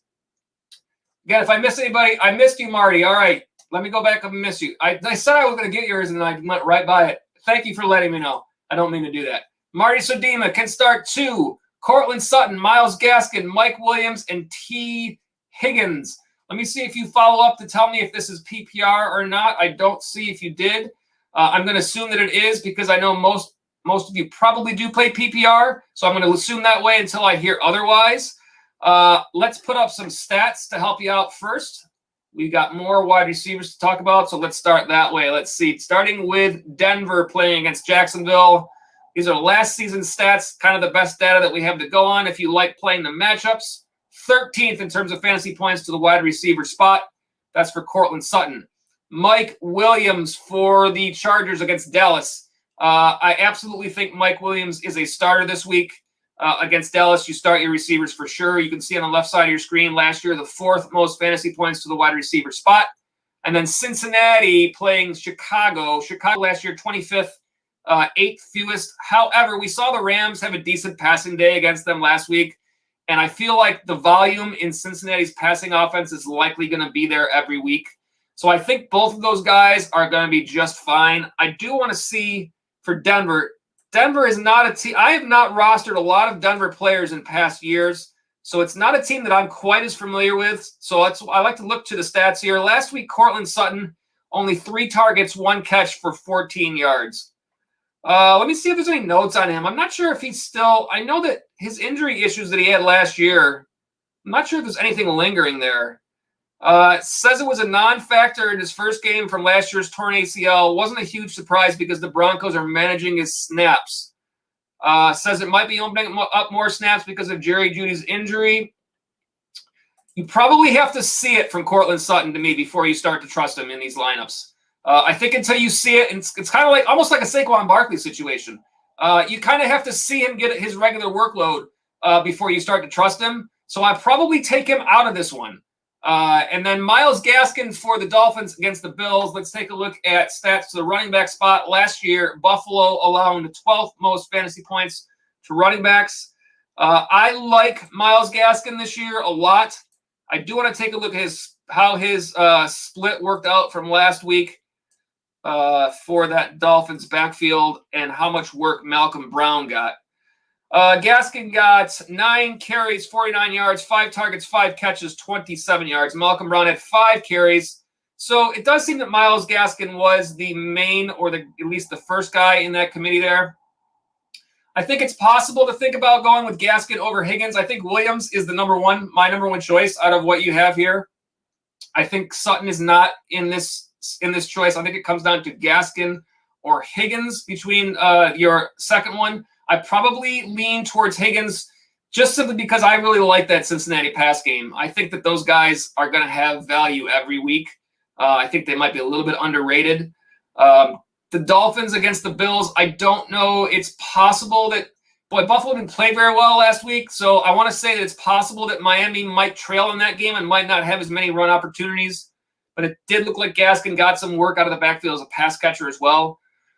So I think it could be – I can't fault you going either way between Gaskin and Higgins. To me, I probably would lean Higgins if it was me, but I don't think that you're wrong to go Gaskins. I certainly think that Mike Williams is your first choice there. I like that offense for the Chargers this year, and Williams had a great game in week 1. Hope that helps you out, Marty Sadima. Sorry that I skipped it before, but thank you for reminding me. I do appreciate that. I don't mean to skip any of you guys. Let me see if there are any follows. You do say PPR. Yeah, so if it's PPR, probably even the more reason to go Higgins there is what I'm thinking. But either way, as I always say, I hope whichever plays you go with there, I hope they crush it. Stop back, check us out on the Sunday pregame show if you want to in the morning, and we can always hit up these things again. But good luck to you, and hope that those work out for you as well as possible. And let me just get a couple of these out of the way. No Name, you said thanks for the help again, and I say no, thanks you. And Jugraj, you say the same thing, thanks. As always, I appreciate you guys being on the chat because, without you guys, you make the show. Like, I have lots of content prepared, and we'll go through that before the show's over. But we're here for you. Like, this is what we love to do. I would rather be, chatting with you guys and helping answering out questions and giving opinions. I could give you the rest of my content, whenever you guys are all set with your questions. So we appreciate you guys being on the stream. And again, for those of you that are on here, by all means, if you are enjoying our content, drop us a like. If you haven't subscribed to the channel yet, feel free to do so. The likes and the subscribes, they do help our channel out a ton. We're still working towards that first big goal of 100 subscribers. I think we're at 75 last time we looked starting the show. So that definitely helps. And we also want to make sure that you guys are able to get those notifications to let us know, whenever we have new content. So appreciate you guys all being on the stream. MB, I'm going to go back to yours. You say, do I think the Indy offense does good? Let's take a look again. Indy against the Rams. Let me put up the stats here. Let's see. Rams against the running back spot. fifth fewest last year to the running back spot, and Rams against wide receivers, the very fewest. I don't dislike Indy. I'm not sure about what, if you look at last week's stats, the majority of their targets were to the backfield there. And I don't know if that's a Carson Wentz thing, that he's not fully healed from his injury or not really working his way into the offense. I think Jonathan Taylor is going to be fine there. But in terms of the rest of their pass catchers, I'm a little bit hesitant on them. I think Nyheim Hines will probably be fine there. But I don't know if I like Wentz enough to feel confident in the rest of that offense yet. I feel like this is a team that's a good offensive line, run game first type team. So that's what I'm looking at with those. I know it's tough. Like Zach Pascal was a player that was out there on the waiver wire, had a nice game last week, but I don't know how you can predict who gets that work every week out of the pass catchers, at least until we know a little bit more. So yeah, I think Indy. I don't think Indy is like a team that's not going to play well. But I'm a little bit not sure of which way you would go if you were going to try to pick out which guy, with a Pittman and a Paris Campbell and those type of people. Like, how do you pick out those players? And when T.Y. Hilton returns, it's kind of a little bit of a mess there. It's not to me, it doesn't seem really very clear cut. So yeah, I guess that's just question marks more than anything in terms of which players emerge there. I think that's one of those teams that you'll probably know more in a few weeks. You'll be able to make better decisions based on what we've seen throughout the year. All right, MB, thank you again for the chat. Let me see what else we've got here next. I think the next one that I've got here is Rody Raymond. Welcome, Rody Raymond, to the stream. Looks like you might be a new viewer. Appreciate you. Brandon Cooks or Corey Davis at the flex. Let's give you some stats to help you out on the left side of your screen. Brandon Cooks for the Texans playing against Cleveland. I like this matchup a lot for Cooks this week, and I think he's the clear-cut number one pass catcher there. Last year, Cleveland gave up the 8th most fantasy points to the wide receiver spot. The New York Jets playing against New England. Last year, New England on this list. Where do they fall? Let's find them. 24th. So that is the 9th fewest fantasy points to the to the wide receiver spot. The difference between these two to me is this. Bill Belichick against rookie quarterbacks. He has a history of really doing damage to game plans with rookie quarterbacks. This might cause, even if Corey Davis is the guy that you expect to have the most volume there, this might be enough to make me think that Brandon Cooks has the edge. Do have Brandon Cooks on the list of the top matchups that I was going to present. Actually, he fell just off the list. But again, Cleveland last year was 8th in terms of fantasy points to wide receivers. This year, they're actually 11th. They gave up 37-1 to Tyreek Hill last week. And Cooks had 18.2 in his matchup last week against Jacksonville. I probably lean Cooks here. Not because I don't like Corey Davis for the year long, but I think that of the two, I'm worried about, Belichick against a rookie quarterback, and that obviously impacts Davis. So because of those factors, I probably lean Cooks. I can't fault you for going Corey Davis because he did play very well last week, and we expect that he's probably the number one guy there. Houston, you have to figure, is probably going to be trailing a lot and going to be forced to throw the ball, so you expect the volume to be there for Cooks. Not necessarily going to be different for the Jets. I probably just feel, even though Tyrell Taylor, he has been in the league longer, I do feel that he probably has the edge in terms of the quarterback play there. So I probably go Cooks if I have to pick one of these two. I don't think it's a big separation. So I probably can't fault you if you decide to go the other way. To me, I probably lean Cooks. Hope that helps you out, Rody, and appreciate you being on the stream. And I see another one from you here, Deandre Swift or Jamal Williams at RB2. Well, this is tough because both of these two had a lot of volume. If you're picking between these two, I think that either one actually is fine. I don't know how you pick between these two at this point. To me, I want to say Swift is the main guy there, although it sounds like they expect Williams to be the, quote, starter there. And playing against his former team in Green Bay, you would expect that he would want to have a nice game there. So I think either one is fine. I probably, because of the fact that you drafted Swift higher and it's so early in the season, a lot of times this early in the year, I like to kind of go with the guys that I've drafted higher. And later on in the year, when you have more information, you might be able to think otherwise. I will say this. Keep an eye on your injury reports because Swift has popped up on the injury report this week. They think that he's going to be fine from everything that I think that I've read. But obviously, for two reasons. If you're planning on playing Swift and something happens, be sure to be aware of that. And the other way around as well, if Swift is a little banged up or if they feel like they're going to try to manage his reps, then that gives a boost to Williams. To me, if I have both, I'm probably picking Swift every week just because I feel like Swift is 1A and Williams is 1B in that lineup for that team. But that doesn't mean that you don't have a situation develop, especially if there are injury concerns. So I probably say Swift there, and I'm going to see your next follow-ups here. Let me hit those. And for those of you that I'm jumping around here, I just try to hit the follow-ups before I move on to the next person. All right, Rody, you say Noah Fant, Pittman, Beasley, or Jamal Williams at flex. And I think you said here PPR. You did say PPR. To me, out of these guys, although I like Williams, I don't love I'm assuming that if you're talking Williams at flex, you have already chosen Swift as your running back, and then you're going to add Williams at flex. Tell me if that's what you're thinking, or if you're thinking about Jamal Williams or Deandre Swift as your flex. But if you've already slotted Swift in as your RB2, then I think Beasley is a very reasonable choice as your flex. Again, let's take a look at matchups here.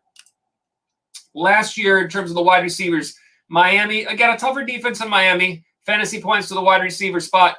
They actually were the 10th most to the wide receiver spot. Beasley last week saw 13 targets, 8 catches for 60 yards. You know that Buffalo's going to throw the ball. You don't expect there to be any surprises there, and then suddenly them not throwing the ball. Beasley is the targets. I don't think that I would probably play. I'm very hesitant to play tight ends as a flex just because the production there can be so difficult to predict. I think Beasley gets the nod over Pittman, in my opinion. I will look up Pittman's stats because I don't want to say that and then just not be aware. But in terms of the matchup, Indianapolis, LA Rams, again, on the left side of your screen, the fewest fantasy points to the wide receiver spot last season. So I don't know that I like that. Pittman only 4 targets last week, and he does have a questionable tag right now for him. So I probably like Beasley, especially if it's PPR, over Jamal Williams. I wish I didn't have to say not Jamal Williams in either of these choices, but I think Beasley's volume is a little bit over what Jamal Williams would be. I think that they're both probably going to be just fine this weekend, but I probably would pick Beasley there, simply going on the fact that, 13 targets last week. If he's anywhere close to that, you have a good amount of volume and a good chance to have a nice day. You didn't see a touchdown last week. So that is something that you could see out of him this week. Hope that helps you, Rody. Let me see if there are any other ones here. I think that might be all of them. And oops, I'll get back to you, Cash Money. Rody, you say you think that's what you're thinking. Swift is RB2. Yeah, that's kind of what I thought as well. Like I said, I hope all that information helps. Whichever guys you go with there. Take the guys your roster as well as anybody. Go with what you feel is best and hope that they absolutely crush it for you. All right, let me see make sure that I missed anybody. Scrolling back up. Let's see. And Marty, you say thanks for hitting you back. Yep, no problem. I don't mean to miss out on any of you guys. Here, I think the next one here is this one from Kashif Mustafa. Welcome to the stream, Kashif Mustafa. Trying to say that right. Looks like you might be a new viewer, so glad to have you with us. Chris Carson versus Tennessee or A-Rob against Bengals PPR. All right, let's take a look. We'll start with Carson. Last season, in terms of stats, Tennessee, 7th most fantasy points to the running back spot. Allen Robinson for the Bears. Didn't have as good a game as we would have liked last week. Cincinnati last year on the left side of your screen. Where do they fall? 16th. So right in the middle in terms of fantasy points to the wide receiver spot. It's PPR. So the PPR makes this closer.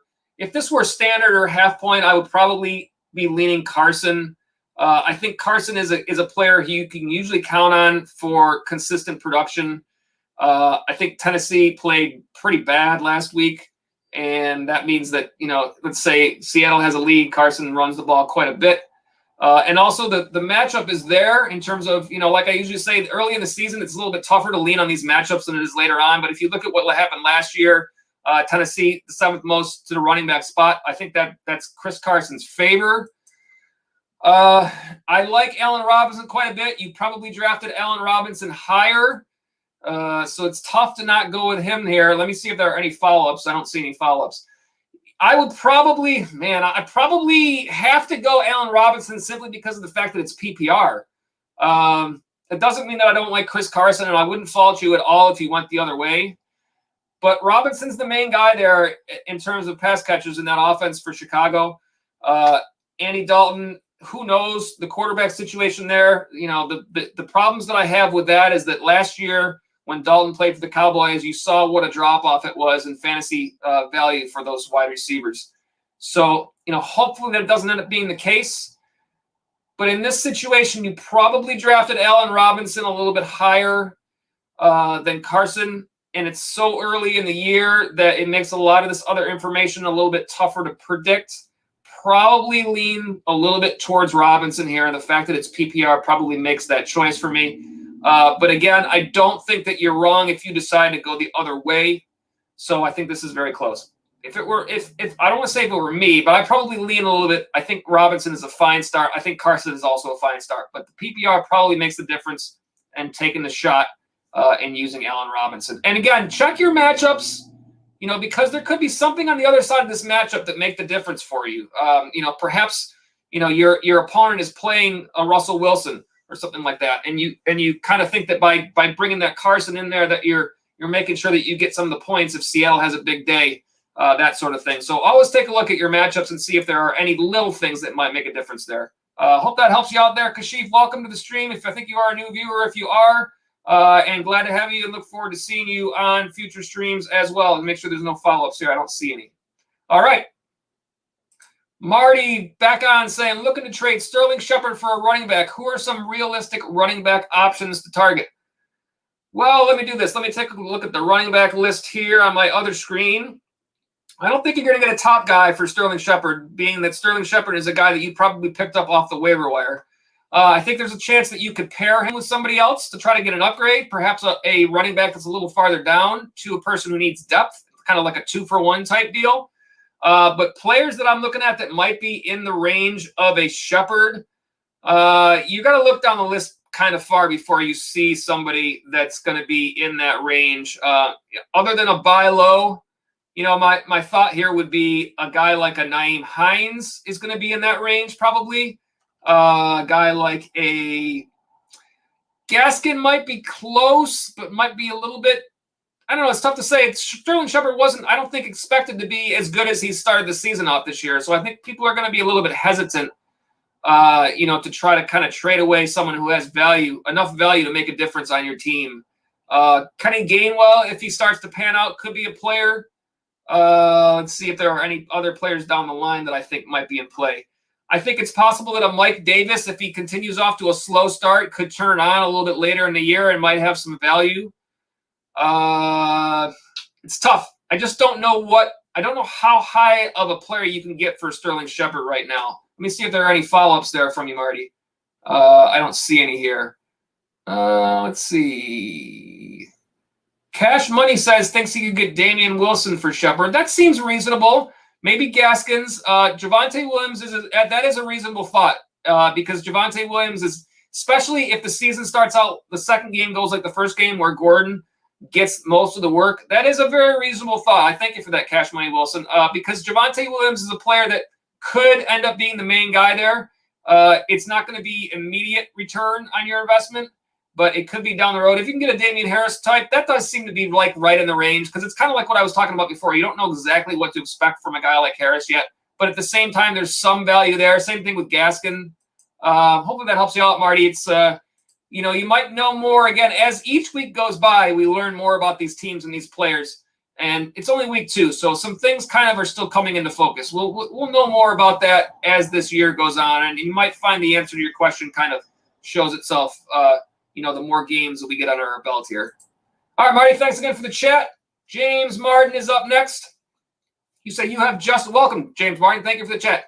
You say you have Justin Jefferson, CMC, CEH, Drake, Justin Jefferson. You have 2. If you could play Justin Jefferson twice, I would love to do that. That would be awesome. Jamar Chase, Robert Woods, and Jacoby Myers, Noah Fant. Should you make any trades?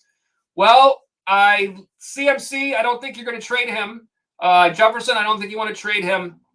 I don't know what Kenyon Drake's value is going to be there. Jamar Chase, I think, is going to be really good by the end of this year. He's off to a really good start. I would want to keep him on my team. Robert Woods is a player that has always been difficult for me to predict. And I would probably say out of all these players, which one could get you decent return? Robert Woods could probably get you some decent return. I don't know what's going to be happening with him in that offense there. To me, it's always between Cooper Kupp and Woods. And now Van Jefferson had a pretty good game that first week. I don't know what Woods is exactly going to be, especially with a new quarterback there. So that one, I think Woods is a potential. Clyde Edwards-Helaire, it doesn't look like – I don't know that you'd be losing depth, I think, if you went away from him based on the fact that your next running back listed is Drake, and I don't know how much value – I don't know if Drake has enough value there to supplant a guy like CEH. I think CEH is a guy that could be in play for a trade. Sorry, my other screen was turning off there. But to me, out of all those players, Woods is the one that I think you have depth in the wide receiver area. You have Jefferson and Chase and Jacoby Myers as well. If you did really want to get rid of one, perhaps you could get a Woods and a CEH for a higher up running back, perhaps.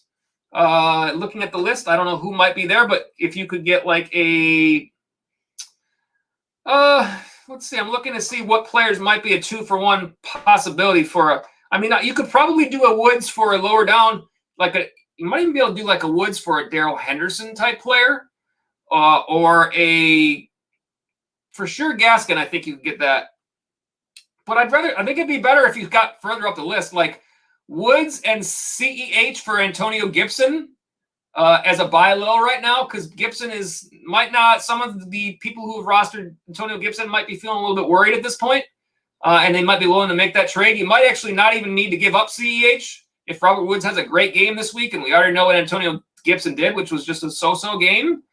Those are kind of some thoughts. It's kind of hard to pinpoint exactly because, any trade the key to a good trade is it's not just your team, but you got to assess what the team you're trading with is.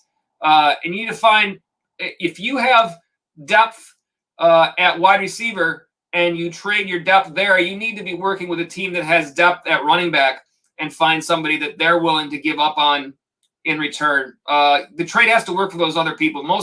Unless you're playing in a league where it's not really super competitive, most competitive leagues, you're not just going to get those deals where you're just automatically getting the huge win in the trade. But like working a Woods for Gibson or Woods for a David Montgomery type player, someone who is like a middle of the road running back that some people might really like and others might be just like, eh. That's kind of where I was thinking. I don't think that Jefferson and Chase are guys that you want to let go of at this point. And for sure not CMC. Fant's going to be okay. And so tight end spot is tough. But the running back spot is the spot I would seem to think that you might be able to bolster. So that would be where I'd be thinking on that one. Hope that helps you out there, James. Again, welcome back, or welcome to the stream. Glad to have you with us. Let me see if there are any follow-ups here. And you say PPR, and I'm not sure what you were saying, my bad too, but you're fine. I don't know. I think everything's fine there. So, all right. Thank you, James. Appreciate the chats. Hope that helped you out there. Let me see who's next in line here.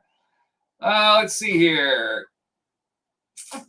Zachary Trinken is back with us this week or this show. Welcome back, Zachary. Glad to have you back. You say you have a question for 2 leagues. Flex play, option 1, Devonta Smith, Corey Davis, James Robinson, PPR.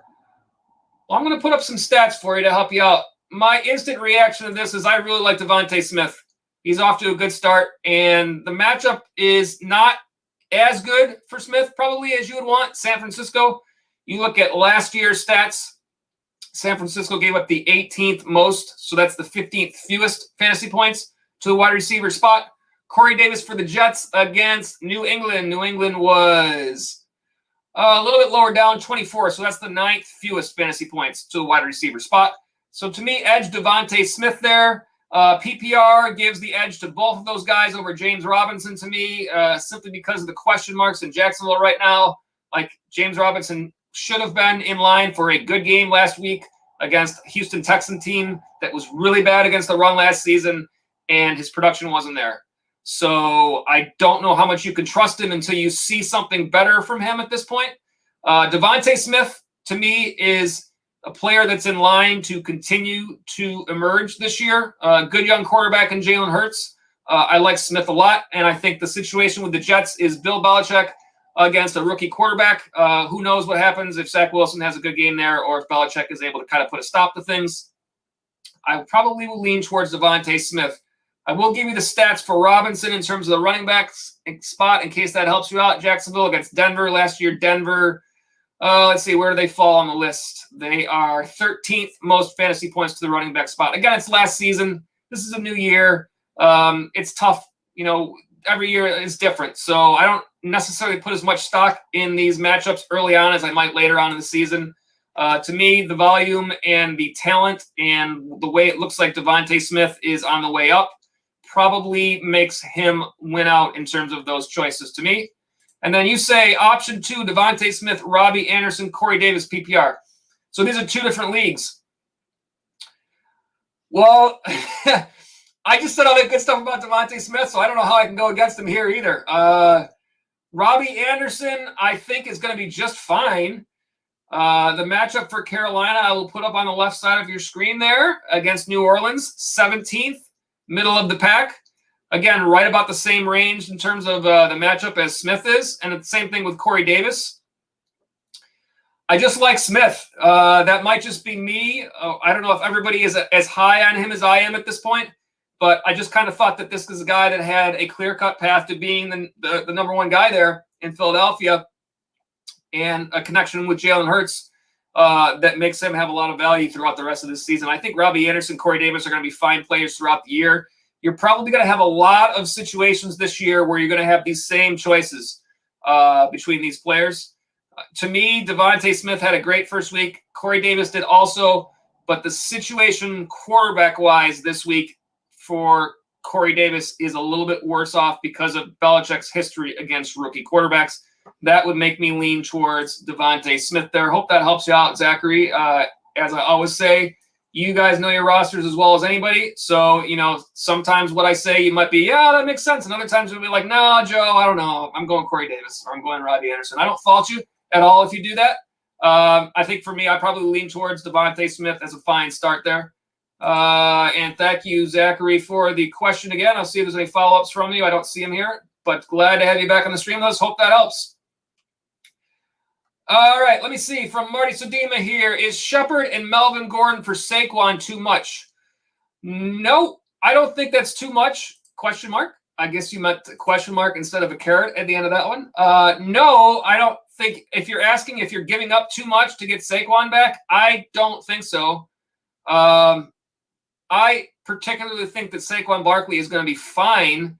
I don't think that his slow start has to do with his health. I think it has to do with the Giants being cautious and, frankly, the Giants looking like a little bit of a you-know-what show at this point. I don't know how well things are going there. We saw the yelling match on the sidelines with Kenny Golladay this past week. We expected Golladay to be like a top guy there, and is that working out like we expected or like he expected? I don't know. But I think that is not unreasonable to think that way. If you can get that sort of a trade, then you have given yourself a real shot down the line. You just have to trust in making this trade that Barkley is going to be okay. That's the only part of it that we haven't seen yet. Gordon is going to be in a timeshare with Javonte Williams. We know that.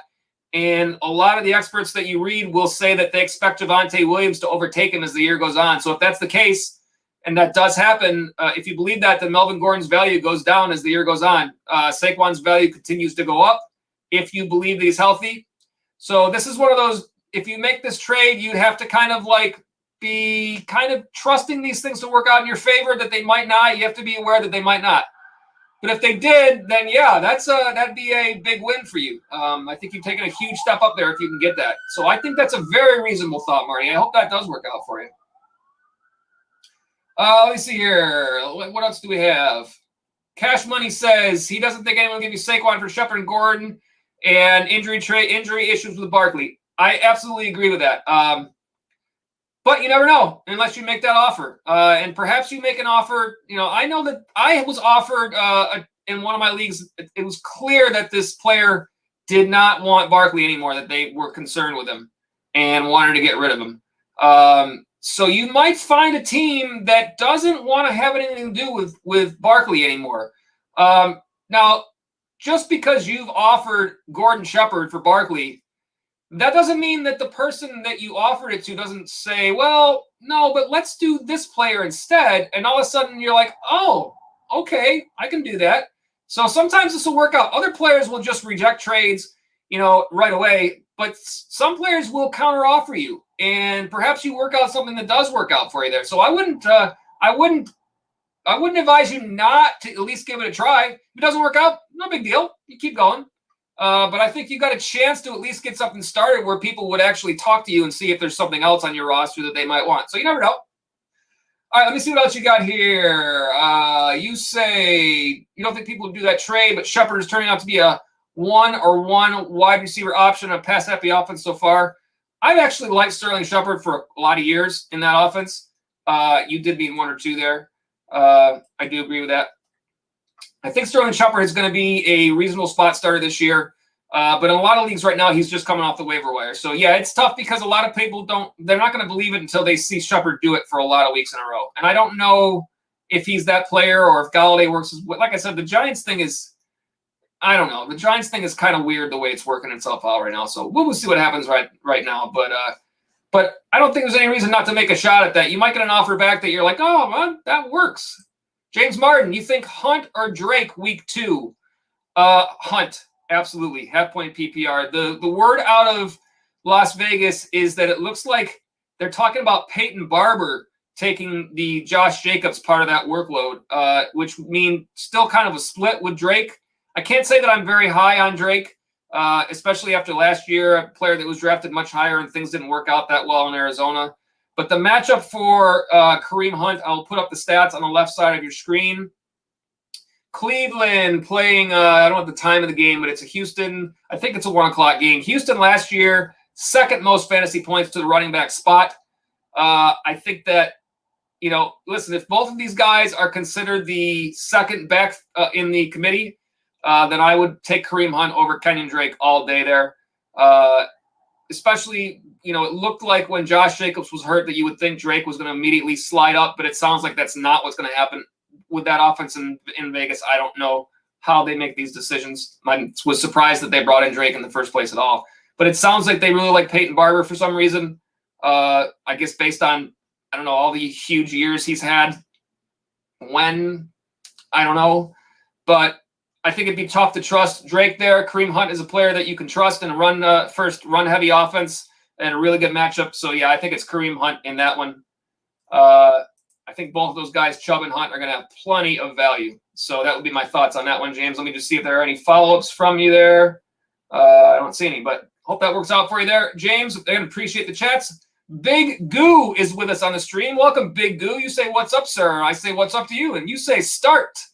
Devontae Parker or Tim Patrick, PPR. Let's look at matchups from last year and see if that helps us out at all. Miami against Buffalo. Buffalo last year, the 4th fewest fantasy points to the wide receiver spot. And let's see, Denver against Jacksonville. Jacksonville last year, 13th. So again, it's early on, and these are, we don't have much data from this year to go on for matchups. So we look back to last year. We know where Jacksonville was. That would be the matchup edge. Let me take a look at some stats for both of these players from last week. Tim Patrick, I looked up earlier, and I believe his targets weren't all that high last week, but obviously you've had Jerry Jeudy now out in that lineup, and someone's going to get those targets. So Patrick had 4 targets, 4 catches, 39 yards, and a touchdown last week. Parker is a player that I have had a very difficult time predicting in the past. When I've had him on rosters, he's been super frustrating to me. Last week, 7 targets, 4 catches for 81 yards. He was the target leader there last week. So that makes you feel good about him. Were it not for the fact that I've had him on rosters in the past and I've had such a difficult time predicting, that'd probably be enough to make me lean his way. I'm just not sure that I do at this point. And also the matchup for Denver is a little bit better. You might feel like you want to wait a little while before you kind of know what Tim Patrick is in this offense right now. But I do think that he has some value. I think, let's put it this way. If this is a matchup that you feel like you are favored to win, and you want the safer floor, I can't believe I'm about to say Devontae Parker is the safer floor. I can't even believe that. I just did say that. But based on his targets last week and the fact that it's kind of difficult to know, you've got Tim Patrick, KJ Hamler, Cortland Sutton. It's kind of difficult to know where those targets go for Denver. I might say if you feel like you are projected to win this matchup, you go with a safer floor that's Parker.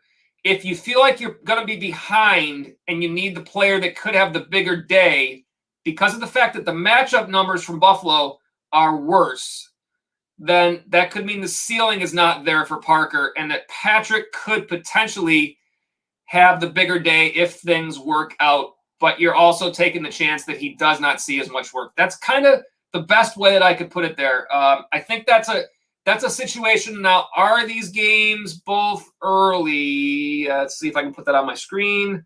It's a 1 o'clock game for Miami, and for Denver, it's a 1 o'clock game. So it's not like you can wait it out and see what happens in your matchup. So you're going to have to kind of go off of projections, but perhaps the player that you're playing has some players that have already played their games. Perhaps they have an Antonio Gibson who didn't reach his projections, which makes you a little bit bumped up. Or perhaps they have a Terry McLaurin who had a big day, which means you need to try to counter with a big day of your own. So yeah, I think that my thought on this one is going to be based on how you feel where you are in this matchup, and thinking that if you feel like you're favored to win, then I might consider that the uncertainty with the uncertainty with Patrick means that you go Parker. But if you feel like you need a bigger day to potentially win your matchup, you take that chance on a guy like Patrick who has a slightly better matchup, even though it's early. In that situation. Hope that helps, Big Goo. I hope that made some sense as I worked my way through that. Like I always say, there's plenty of opinions here. I know I'm not the only one, but I always try to back that up with some information if possible. You say thanks, bro. No, thanks to you for being on the chat. You have Robert Woods and Devontae Adams. I think Devontae Adams is going to have a big day. I hope Robert Woods has a better day than he had last week because I have him on some rosters. And you say he will be a flex. So yeah, those are kind of my thoughts. Take a look at your projections and kind of see if you can figure out anything that leans you in the direction you want to go there. And I hope whichever guy you go with, I hope they do crush it. All right, next up, I'm going to try to get this name right. Max Pangolinian. Let me try again. Pangolinen. Tell me, Max, if I got that right. I always try to get these names right, but I don't always get them right. So I try my best. Max Pangolinen is what I'm going with there. Glad to have you on the stream. You ask, I'm in a full PPR league, and I was wondering which two should I start? Miles Sanders, Jonathan Taylor, or Marvin Jones? All right, this is interesting. Well, this is a little different one than we've had so far. We'll take a look at some matchups like we always do, even though it's early on in the season. Fantasy points to the running back spot, Philadelphia against San Francisco last year. Left side of your screen, 8th fewest fantasy points in the 25 spot to the running backs. Jonathan Taylor for Indy. I think I probably like Taylor if it was just my instinct here between those two running backs, and they are LA Rams. The matchup is not any better. 5th fewest fantasy points to the running back spot last year. And then Marvin Jones, I think for Jacksonville. This is a PPR league. So I'm thinking that it's reasonable that you play Marvin Jones at least as one of these two spots. The matchup for Jacksonville, let's see, where are we at here with Jacksonville? Denver, 20th. So not great, right in the middle. Marvin Jones had a nice week last week. Let me look at his target share for Jacksonville just to give you the best idea that I can. 9 targets, 5 catches, 77 yards, and a touchdown. He was actually 3rd in targets on that team. Boy, they threw the ball a lot. They're probably going to be throwing the ball a lot all year. I don't say my hesitancy with Miles Sanders is kind of a year-long thing. Like I've started to be more cautious with running backs on teams with a running quarterback because of losing goal line touches and whatnot. Like the Kenyon Drake situation last year kind of soured me a lot. Kyler Murray ended up with a lot of that work that Drake could have otherwise gotten. The situation in Buffalo with Josh Allen is kind of similar. And I'm wondering if it's going to work out that same way with Jalen Hurts there in Philadelphia this year. If his running game isn't going to start to negatively impact Miles Sanders. Let me take a look at what Sanders' numbers were from last week. just for comparison. Sanders, 15 carries, 74 yards, 5 targets, 4 catches. Certainly was fine. 17-3 was his production there. Indy, I would not hesitate to start Jonathan Taylor. I don't think Jonathan Taylor, he's probably almost a must start every week at this point. 17 carries, 56 yards, 7 targets, 6 catches for 60 yards last week. Even though the matchup is not quite as good as Jones. In this situation, and being that so early in the year, I think you're leaning on the guys that you drafted higher. You're leaning on the stud players that you have, and later on in the year, you might make these choices with matchups based on, like a Marvin Jones is someone you probably drafted very late in your league, or perhaps even picked up off the waiver wire. And because of the fact that Sanders and Taylor both saw a decent amount of targets out of the backfield, I don't think the PPR makes a big enough difference to slot Jones in over those guys. Being that it's this early, you probably can trust the volume for Sanders and Taylor. The Jones volume could go away if Chark has a big day or if Shenault has a big day or whatever the situation is. I probably trust Sanders and Taylor both in this situation. I do hope that helps you out, Max. I hope that kind of all that information kind of helps out. Let me see if there are any follow-ups. You say you were going to start one of those running back as your RB2 and the other player at my flex. Okay, so that's basically okay. I understand that then. Yeah, I'm probably leaning towards the 2 running backs. Your other running back, you say, is Zeke. Oh no, I got your name wrong. It's hard to ask how to actually say it correctly on a chat. And you say your concern with Jonathan Taylor is that Mack and Hines are both there. I don't think that's enough to be concerned with. Hines had 14-2 last week. I'm looking in a PPR league right now. And so even though Hines had okay production, he had 8 targets, 6 catches. Taylor still had 7 targets, 6 catches. And in terms of the running back, the run stats, 17 rush attempts for Taylor, only 9 for Hines. Taylor should get the bulk of the run potential every game. He should get the goal line touches every game. And if he's going to get the same amount of targets as Hines, then I think you feel good about that. I don't think that Marlon Mack is really concerned there. Mack last week, was he even on the list? I don't even see any stats for him. So let me just see if there's anything that I'm missing from Marlon Mack. And no, he has no stats from last week. So I would not feel that either one of those players. I understand what you're saying with Hines, but unless Taylor was injured, I don't see Hines really affecting that workload enough to make it a concern. So I definitely think you're okay there to trust Taylor. And I think that you drafted Sanders really high. I think you go them at this point in the year. And then later on in the year, then perhaps you're looking at it differently, but I think you trust your studs at this point. So I gotta think Sanders and Taylor both fine starts there. Whichever guys you go with there, Max, I hope that they crush it for you. And I want to see here. I hope that I hope I can get your name right. Pangalainen. Pangalainen? I'll try again. You say thanks so much. I needed this. I say no, thank you for being on the stream. And you say you drafted Sanders in round 6. I think you got to still trust him at this point until you're proven otherwise. He had a good first week, so I think you trust your studs in this situation. Good luck in week 2, Max. Hope that you get that W out there, and hope that you continue to crush it in your fantasy leagues. I'm scrolling back up to see if I'm missing anybody here. Let's see where we are. Ooh.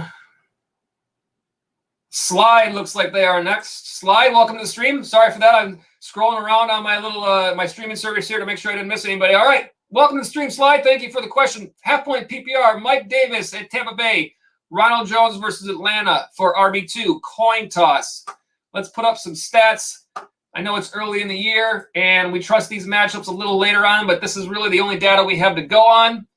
This is fantasy points to running backs last season. Tampa Bay, 4th fewest fantasy points to the running back spot. And Ronald Jones on the flip side of that, Atlanta was, where are they? A little bit higher up, 27. It's still not that high. 6th fewest fantasy points to the running back spot. That being said, whenever we talk about these start sit questions, the 4 factors I talk about are ability, volume, matchup, and game script. And I put them in that order on purpose because even if someone has a matchup edge, if they have an edge in one of those other factors that are above that, then I feel like that's enough to cause you to make that decision to go with that player. So Mike Davis, you figure, is going to be the main guy there. It's a bad matchup for sure against Tampa Bay. The Jones matchup is not much better, but you've got Leonard Fournette and Gio Bernard, and we've already seen that Jones is on a short leash there based on that last game. I know they say he's the starter, but do we really know how that's going to work out? Do we think he's going to continue to get that work? I don't know that there's anybody else in Atlanta that we're concerned with taking away any of that production from Mike Davis. Now, Davis last week didn't have a great game, but none of the team had a great game. In PPR, he was 10-2 last week.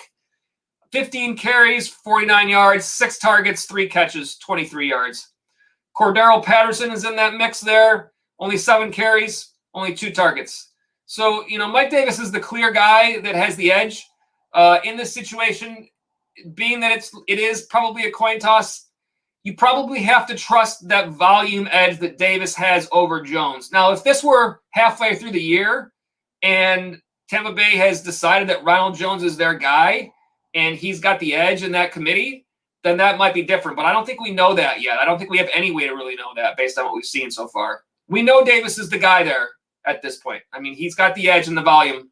So I think you have to go Davis in this situation. It's an ugly matchup, but it's kind of an ugly matchup for both. So you're kind of looking at the lesser of two evils here. I think I lean Davis on this one. Hope that helps you out there, Slide.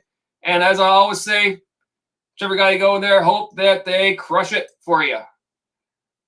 Marty says, good shout. Thanks, man. As I say, nope. Thank you, Marty, for being here. Let's see what else we got here. Let's see. Marty has another question here saying, Baker or Cousins? This might be our first quarterback question of the night, I think. Let's put up the stats. Cleveland. Houston last year gave up the 9th most fantasy points you see on the left side of your screen to the quarterback spot. Kirk Cousins for the Titans against Arizona, 15th, right in the middle of the road. Arizona's defense is looking to be a little bit better this year, I think you would say. I might stay away from that one, even though Cousins probably has had more production between the two. I don't know Baker's stats, but I'm going to look them up. I'm going to look up both of their stats from last week just for comparison. Let's see. Last week, I only have running backs here. Cousins last week, 351 yards, 2 touchdowns, 22.04 points. And then I'm sure that Baker did not have anything near that last week. Baker was 321, no touchdowns, 13.64 points. I probably still, I don't know, this is tough. Cleveland's going to run the ball, and are they going to need to do anything but run the ball tomorrow? Probably not. I don't know that I can go Baker in this situation. Even though Arizona's defense they shut down Tennessee last week. Was it because Arizona's defense was really good, or was Tennessee's offense really bad? Cousins has more weapons with Thielen and Jefferson. No Odell Beckham tomorrow. So you're talking just Jarvis Landry and, I don't know, Austin Hooper, Donovan Peoples-Jones, I think, is there, right? Is that the other guy? Yeah, I don't know. You probably can't go Baker here. You probably have to go Cousins. I know the matchup is probably tougher against Arizona. It probably makes you hesitant. More weapons. Just a guy that trusting Cousins is never great, but I think you probably got to go Cousins on this one. Hope that helps you out there, Marty. Either one is kind of but I think probably Cousins would be my thought because it's just the Cleveland offense is run first, and they should be winning that game big. They shouldn't have to throw the ball that much tomorrow at all. So I would say Cousins there. Could be a shootout against Arizona. That could make a difference. Thanks, Marty, for the chat. Let me see. Bill Romanowski, one of our regulars, NFL legend, one of our regular viewers, Bill Romanowski, says, I'll watch this replay tomorrow that you're driving. Well, no problem, Bill. We'll be on tomorrow for the Sunday pregame show as well, so you can always join us for that. And it gives me a good chance to remind everybody that Bill Romanowski is the current leader in the 6 picks game. You can find the link to that in your description area below. Gives you the chance to play along.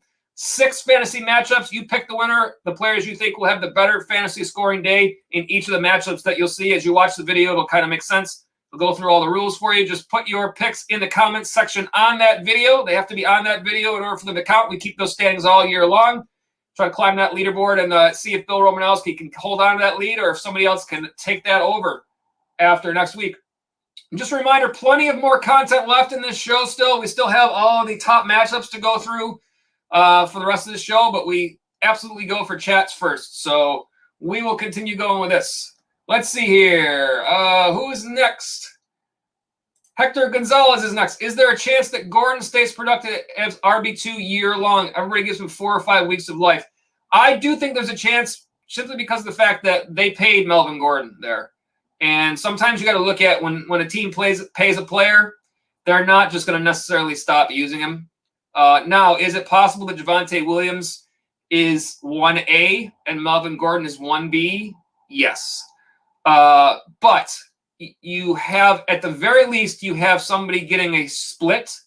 And should there be an issue, you never know, you don't ever want to see a player get injured, but should there be an issue where Williams was to get injured or something like that, then Gordon is going to pretty much have all the work most likely. So it's, I don't think that you want to do anything weird here. I think you stay with him. If you have some depth at running back, you might have matchup plays that you can make from 1 week to the next. But I know I have Gordon in a couple of spots. I think he's going to be okay. I don't think he's going to be great. I don't think he's going to be RB2 every week. But some weeks, this week against Jacksonville in a great matchup, most likely, I like him there. And if you play him as a flex, so be it, if you have better options. But I think he's a player that will have some value here and there. Probably not necessarily every week. Not necessarily an every week starter, but sometimes. So it can definitely be something for you there. Hope that helps you out, Hector. I see pronunciation for Max here. I'm going to try it again. Pangelinan. That's better. I'm going to try to remember that, Max. I hope to see you back on future streams because I think I got it now. Pangelinan. Appreciate that. All right, let me see. Cash Money says Melvin Gordon won't be the starter for the whole year. Williams will take over. And you say year. But Gordon might give you good about 3 to 5 weeks. I agree with all that.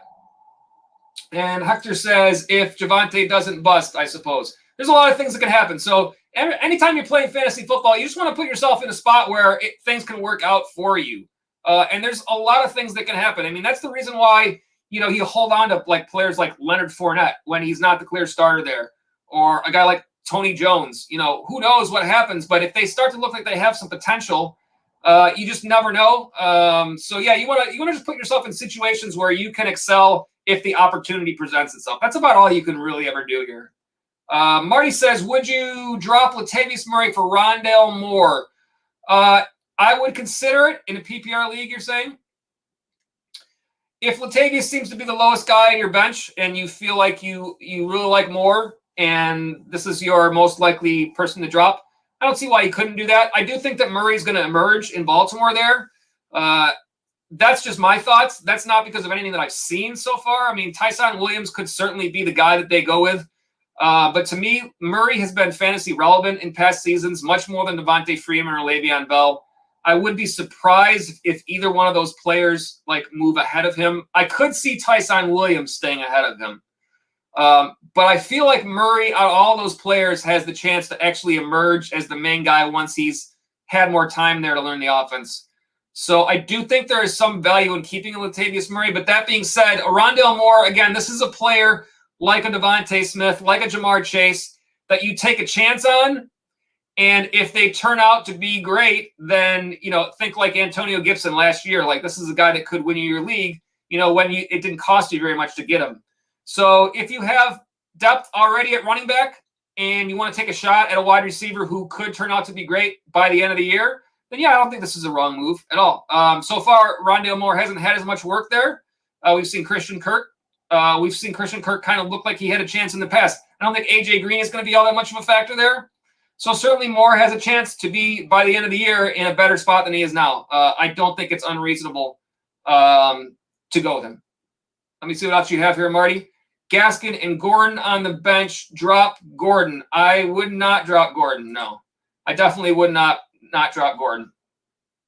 I think there's too much value available there from Gordon, and the situation there, like I said, you just never know what's going to happen there. So I think you got to hold on to that guy. If anybody like Latavius Murray would be the guy, I think, based on everybody else that I've heard you talk about, that's potentially, because right now he's not in a spot.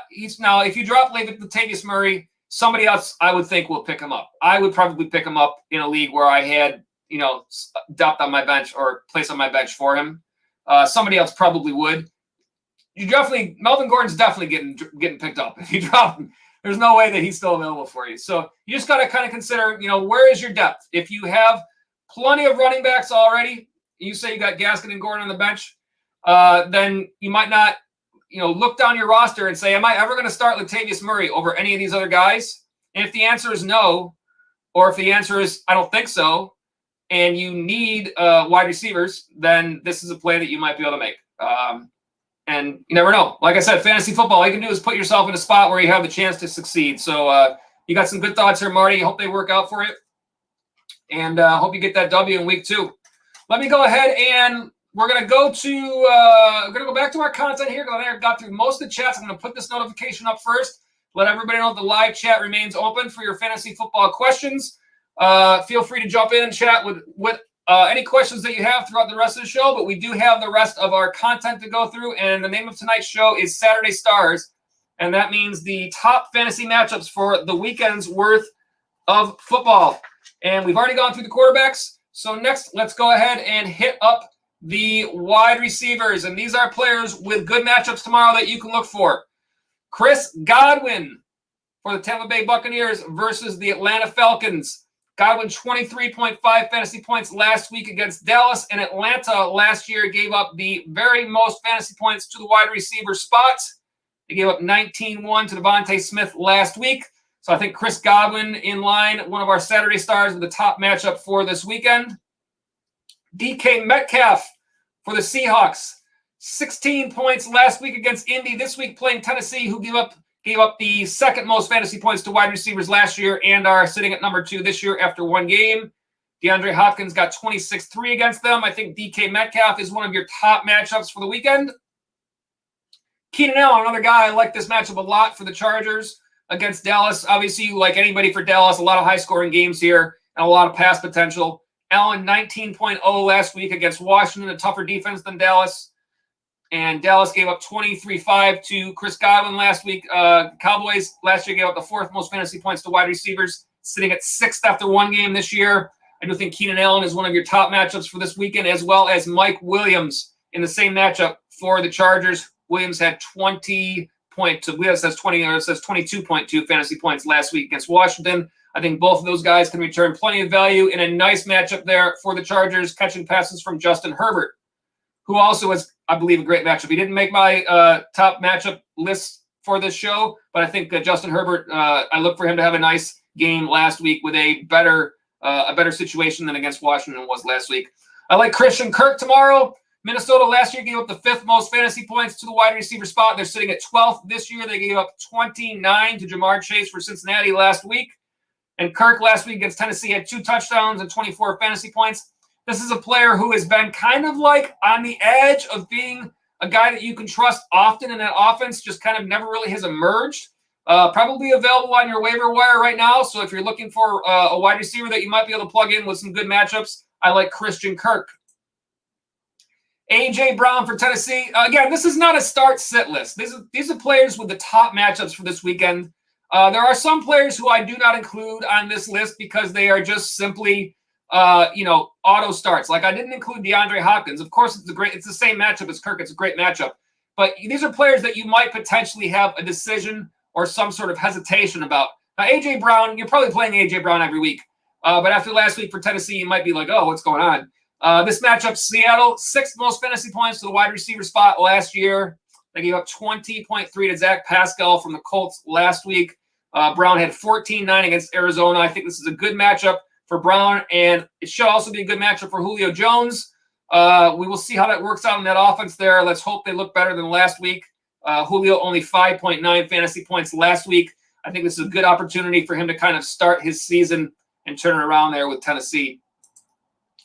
And then finally, Jarvis Landry for the Browns. I think without Odell Beckham and against a Houston team that last year gave up the 7th most fantasy points to wide receivers and is sitting at number 8 this year, I think there is some opportunity there Houston gave up 17-6 to DJ Chark last week from the Jags, and Landry had 19-4 against Kansas City last week. So I like Jarvis Landry as a possibility there for the Cleveland Browns.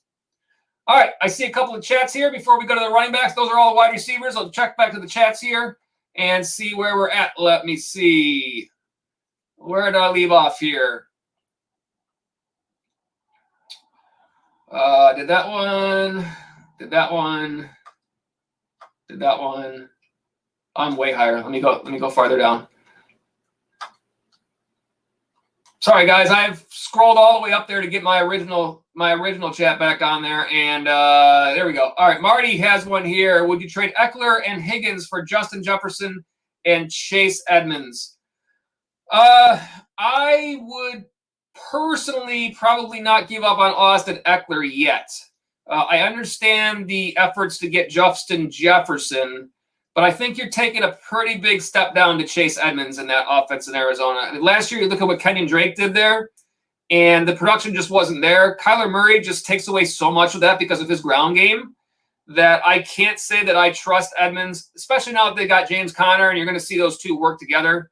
I like Eckler a lot. I think of these players, I think you're probably going to say Eckler is, although it's close with Jefferson, I think Eckler is probably the best player in this trade. And a lot of times when you look at a trade, that's one way to look at it is, are you getting the best player? I feel like unless you feel like you really need to upgrade the wide receivers and you can downgrade your running backs, I don't think I would want to get rid of Heckler of Austin. I made a new name for him. That could be his new nickname. I don't think I would want to get rid of Eckler if it were me. I can understand an effort to get Jefferson, but I think that between these two trades, Higgins or Edmonds, which one do I believe would get you more value over the course of the year? I think Higgins would, because I like that passing offense in Cincinnati. I think there's going to be a lot of volume there. And even if Higgins ends up being the number 2 behind Chase, I think he's still in line to be able to return some value. So I think of the two, I think the side that is better off here is Eckler and Higgins than Jefferson and Edmonds. I just don't trust Edmonds. I don't trust that Arizona rush game that much with such a good quarterback and passing weapons they have. Hope that helps you out there, Marty. Let me see what else we got here. Chris Noriega. Welcome, Chris, to the stream. Thank you for the chat. You say, I have Kamara and Henderson. My running back depth is hurting. I got offered a trade. I received Najee and a WR2 for DeAndre Hopkins. Let's see here. Who is your WR2? Who's the WR2 that you're receiving for Hopkins? Hopkins is tough to trade away. You feel that I was considering doing it because you have JJ, as in Julio Jones, and Chris Godwin already, and Najee has the potential to be top 5 to 10.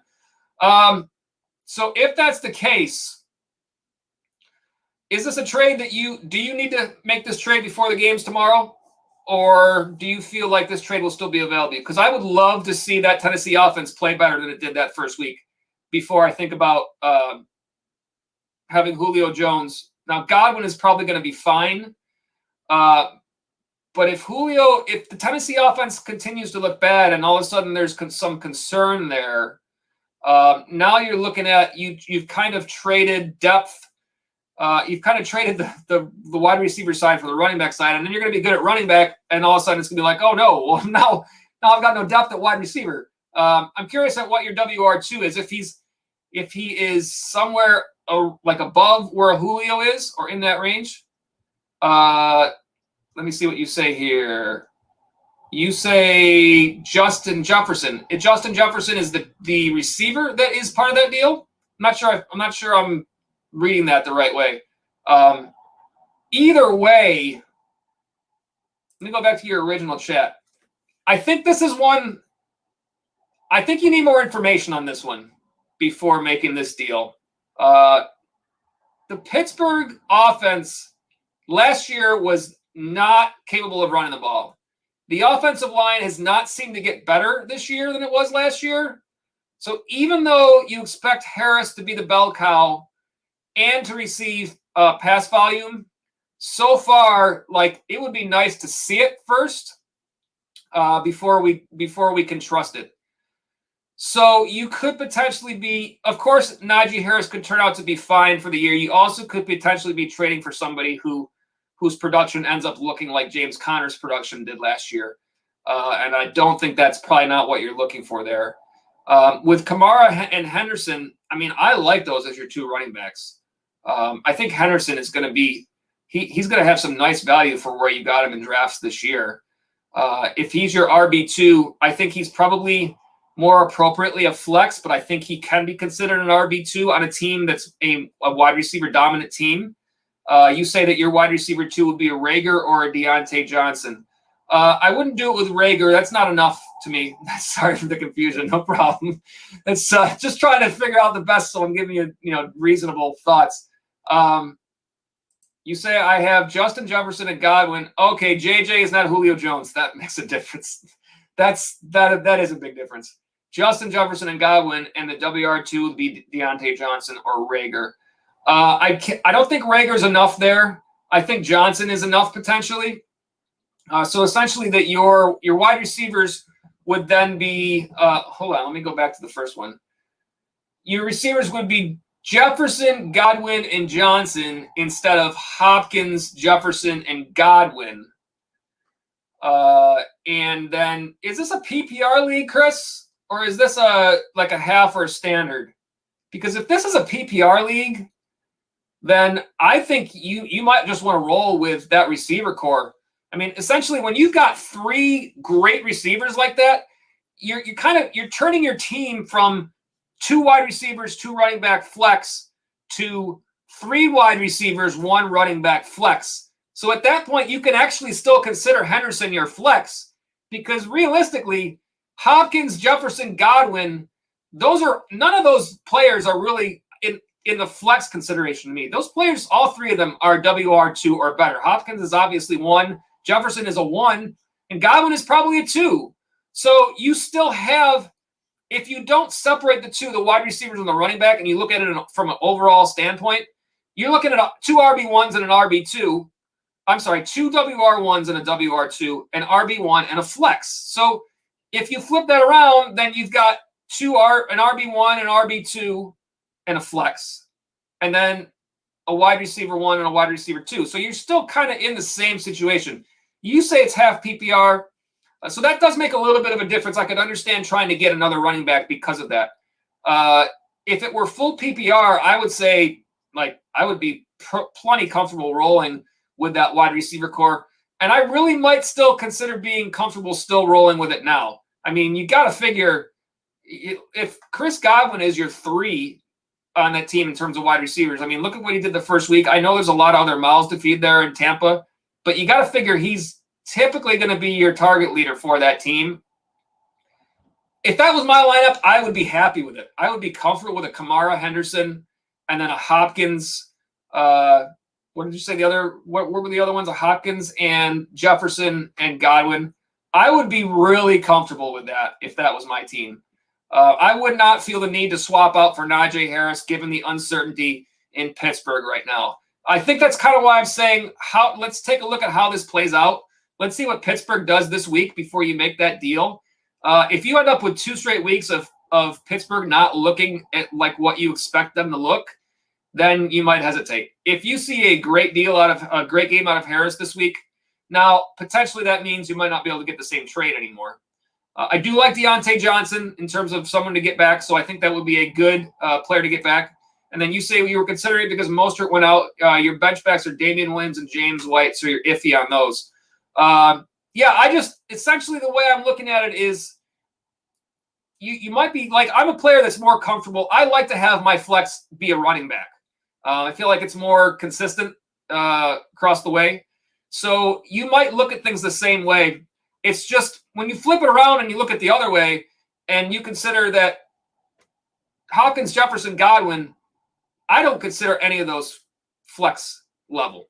And so essentially Henderson is still your flex in that situation, and you just have an RB1 and a flex, and then you have 2 wide receiver 1s and a wide receiver 2. Like, you may not have as much depth. The depth is the difference there.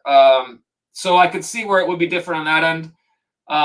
But I don't think you're in a spot where you have to, I don't think your season's over at this point.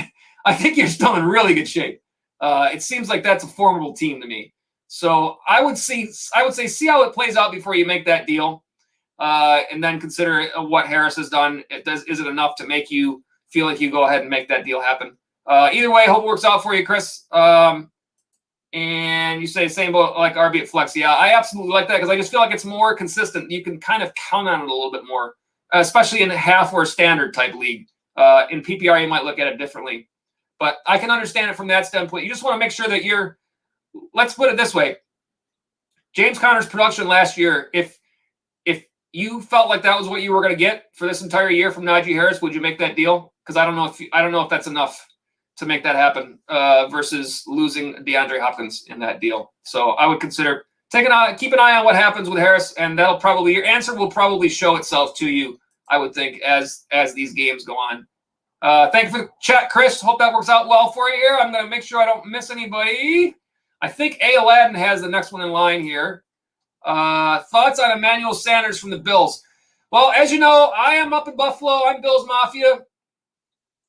I'm not super high on Emmanuel Sanders from a fantasy standpoint for a couple of reasons. One is that in the past, I felt like Emmanuel Sanders should have been more fantasy productive than he has been. Like the situation when he was in New Orleans and Thomas went out, I would have thought Sanders, I don't remember how many games he played with Thomas out, but I believe he played a bunch, and you would have thought he would have stepped in, and you just really didn't see it. Now, last week for the Bills, he did have 8 targets, which was third most on the team. The thing that I don't like about Sanders in terms of this year with the Bills is that I really like Gabe Davis. And I thought for a while that now Davis was a rookie last year. I thought for a while that he's a player that's going this way, right?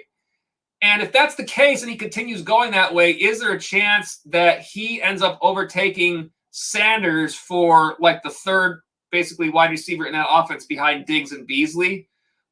We saw Davis catch a touchdown last week. He did have 5 targets. Sanders had 8, Diggs 13, Beasley 13. You certainly expect Buffalo to throw the ball, so that means, you would think there's some value there for Sanders.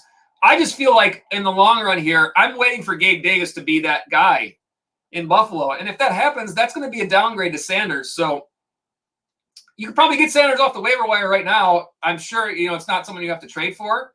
But I don't know where it goes the rest of the year. So it's something to keep an eye on. It might be a player where you pick him up and in a few weeks you're like, nah, and then you just cut him for somebody else. Nothing wrong with that at all. That's part of the game, and you're certainly able to do that. But to me, like if this was a dynasty league, I'd way rather have Gabe Davis because I think he's going that direction. And I actually was really surprised when they brought Sanders in because I thought that this was the perfect opportunity for him this year when John Brown was no longer there.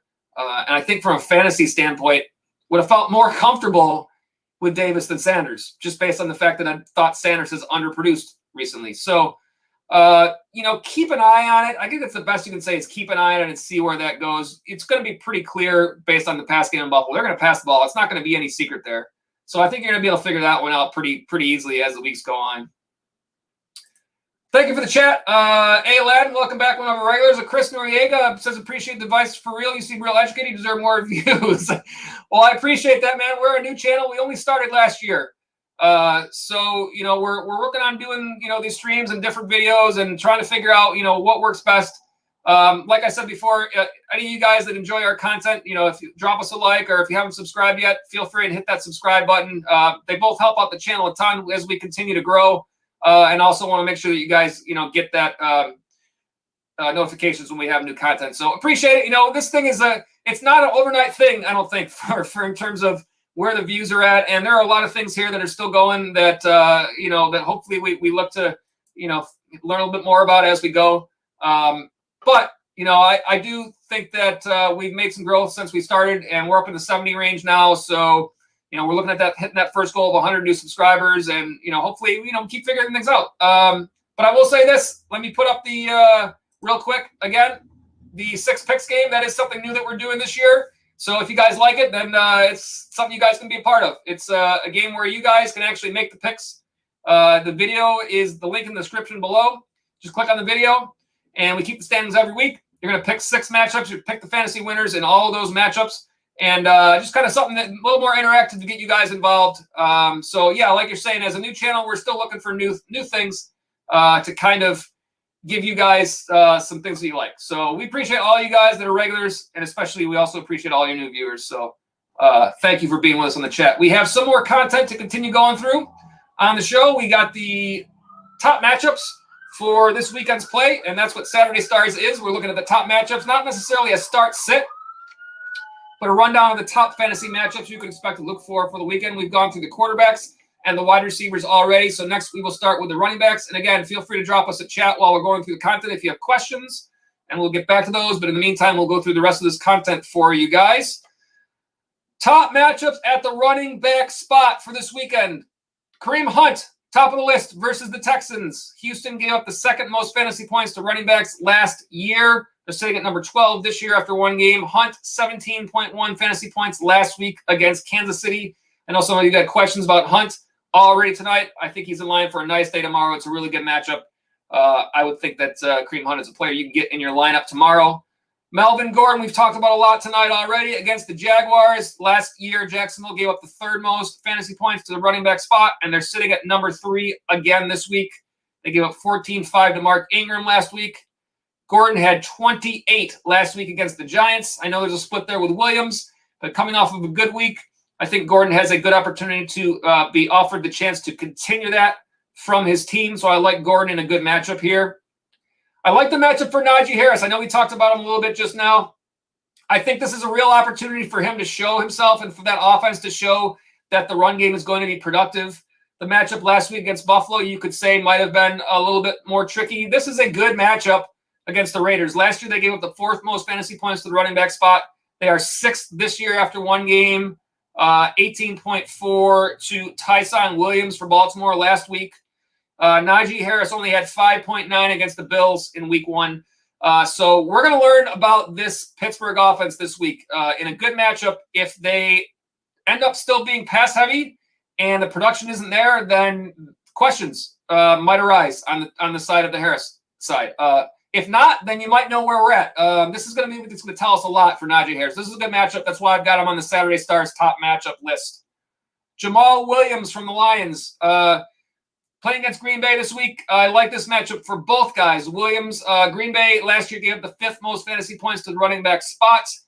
They gave up 18-1 to Kamara last week. Williams had 25 against San Fran, which was a tougher matchup. I also like Deandre Swift. I think they're both very startable this week.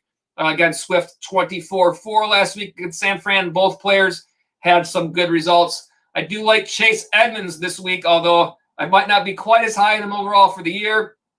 Again, this is another player that you might learn a lot about this team in a good matchup against the Vikings. They gave up the 6th most fantasy points to the running back spot last year, and they're sitting at 9th this year. Joe Mixon, hit him for 25 last week. Edmonds had 14-6 against Tennessee in a game that they were leading a lot. We'll see what happens this week against the Vikings. And let's see. That is it for my – I was going to say I have a couple other guys listed on my running back sheet here, but that is as far as I went in terms of the players that I put on the graphics. So I got one more set, and that is the tight end spot. But before we go through that, I see some more chats. So I will jump back over here and do the chats next. Colton Cash, one of our regulars, is back. Welcome back, Colton. You say, yo, you remember me? Of course, Colton. Welcome back to the stream. Glad to have you. Appreciate all of our regulars that are along with us here. You say Gaskin or Chark or Waddle, I guess. And wait a minute. Or also Chark or Cole Beasley. All right, so you're asking me Gaskin or Chark or Waddle, and then Chark or Cole Beasley. So this must be the flex, and then the Chark or Cole Beasley, I guess, must be the wide receivers. Let me hit up. While I figure that out, Chris Noriega says, definitely, bro. Keep pushing it and have a good night. Thank you, Chris. I do appreciate that. Glad to have you on the stream, and we'll look forward to having you on future streams as well. Okay, so you say it's another league. Okay, gotcha. So the first one is Gaskin or Chark or Waddle. So let's take a look at some matchups here, see if that'll help us out. Again, it's early in the year, so the matchups are not, as necessarily as much information as normal, but they're still there, so we still want to look at them. Last year to the running back spot, we're playing Buffalo. Buffalo, 12th most fantasy points allowed to the running back spot. Then if we go over to Chark and Waddle, Jacksonville playing against Denver. Denver is 20th, so just halfway point or so. And Waddle for Miami against Buffalo. Buffalo down at 29, fourth fewest. Interesting in that Miami-Buffalo game as to who Tre'Davious Smith covers, if it's Waddle or Parker. Hard to predict that. If it is Parker, then perhaps Waddle has a bigger day. It could be the other way around. It could be Waddle, and then Parker has a bigger day. I think either way, I probably feel like I trust Chark a little bit more. I'm not really super high on Miami's pass game. I don't know if I feel like Tua is where we want him to be right now. And so that affects my thoughts on all of their wide receivers. Let's see. Tua only had 202 yards last week against New England. Waddle had 5 targets. Gaskin had 5 targets, along with 9 rushes. And let me see here. Who else are we talking about? Chark. Chark had a boatload more targets. Jacksonville's going to throw the ball way more. Chark was 12 targets, only 3 catches, 86 yards, and a touchdown. How in the world he had 12 targets and only 3 catches? I didn't see all of that game. I don't know what in the world could have happened there. I got to say that probably, I don't know if you said this is PPR or not, but if this is PPR, I probably think Chark has the most upside out of these 3. If it's not PPR, then I might say Gaskin instead, because I think Gaskin would be a more predictable floor. You expect him to be having more of the work there. The matchup against Buffalo is not terrible in terms of what they did against running backs last year. It's better than the wide receiver matchup, 12th on the running back side. Last year, you could run the ball pretty good on the Bills if you wanted to. So I think that what would make the difference for me here is you say it's half. Perfect, right down the middle. I think it's, I don't know. My instinct says Chark here, just because I think that he is going to end up being the number 1 guy for Jacksonville. And I think they're going to throw the ball no matter what. However, I like to play. I'm assuming this has to be a flex. I like playing running back as my flex. So if it were me, this is when I would probably switch this back and forth on my roster several times before settling on an answer. In half, I might settle on Gaskin. I do like Myles Gaskin a lot this year. And I think Buffalo, you can run the ball on them.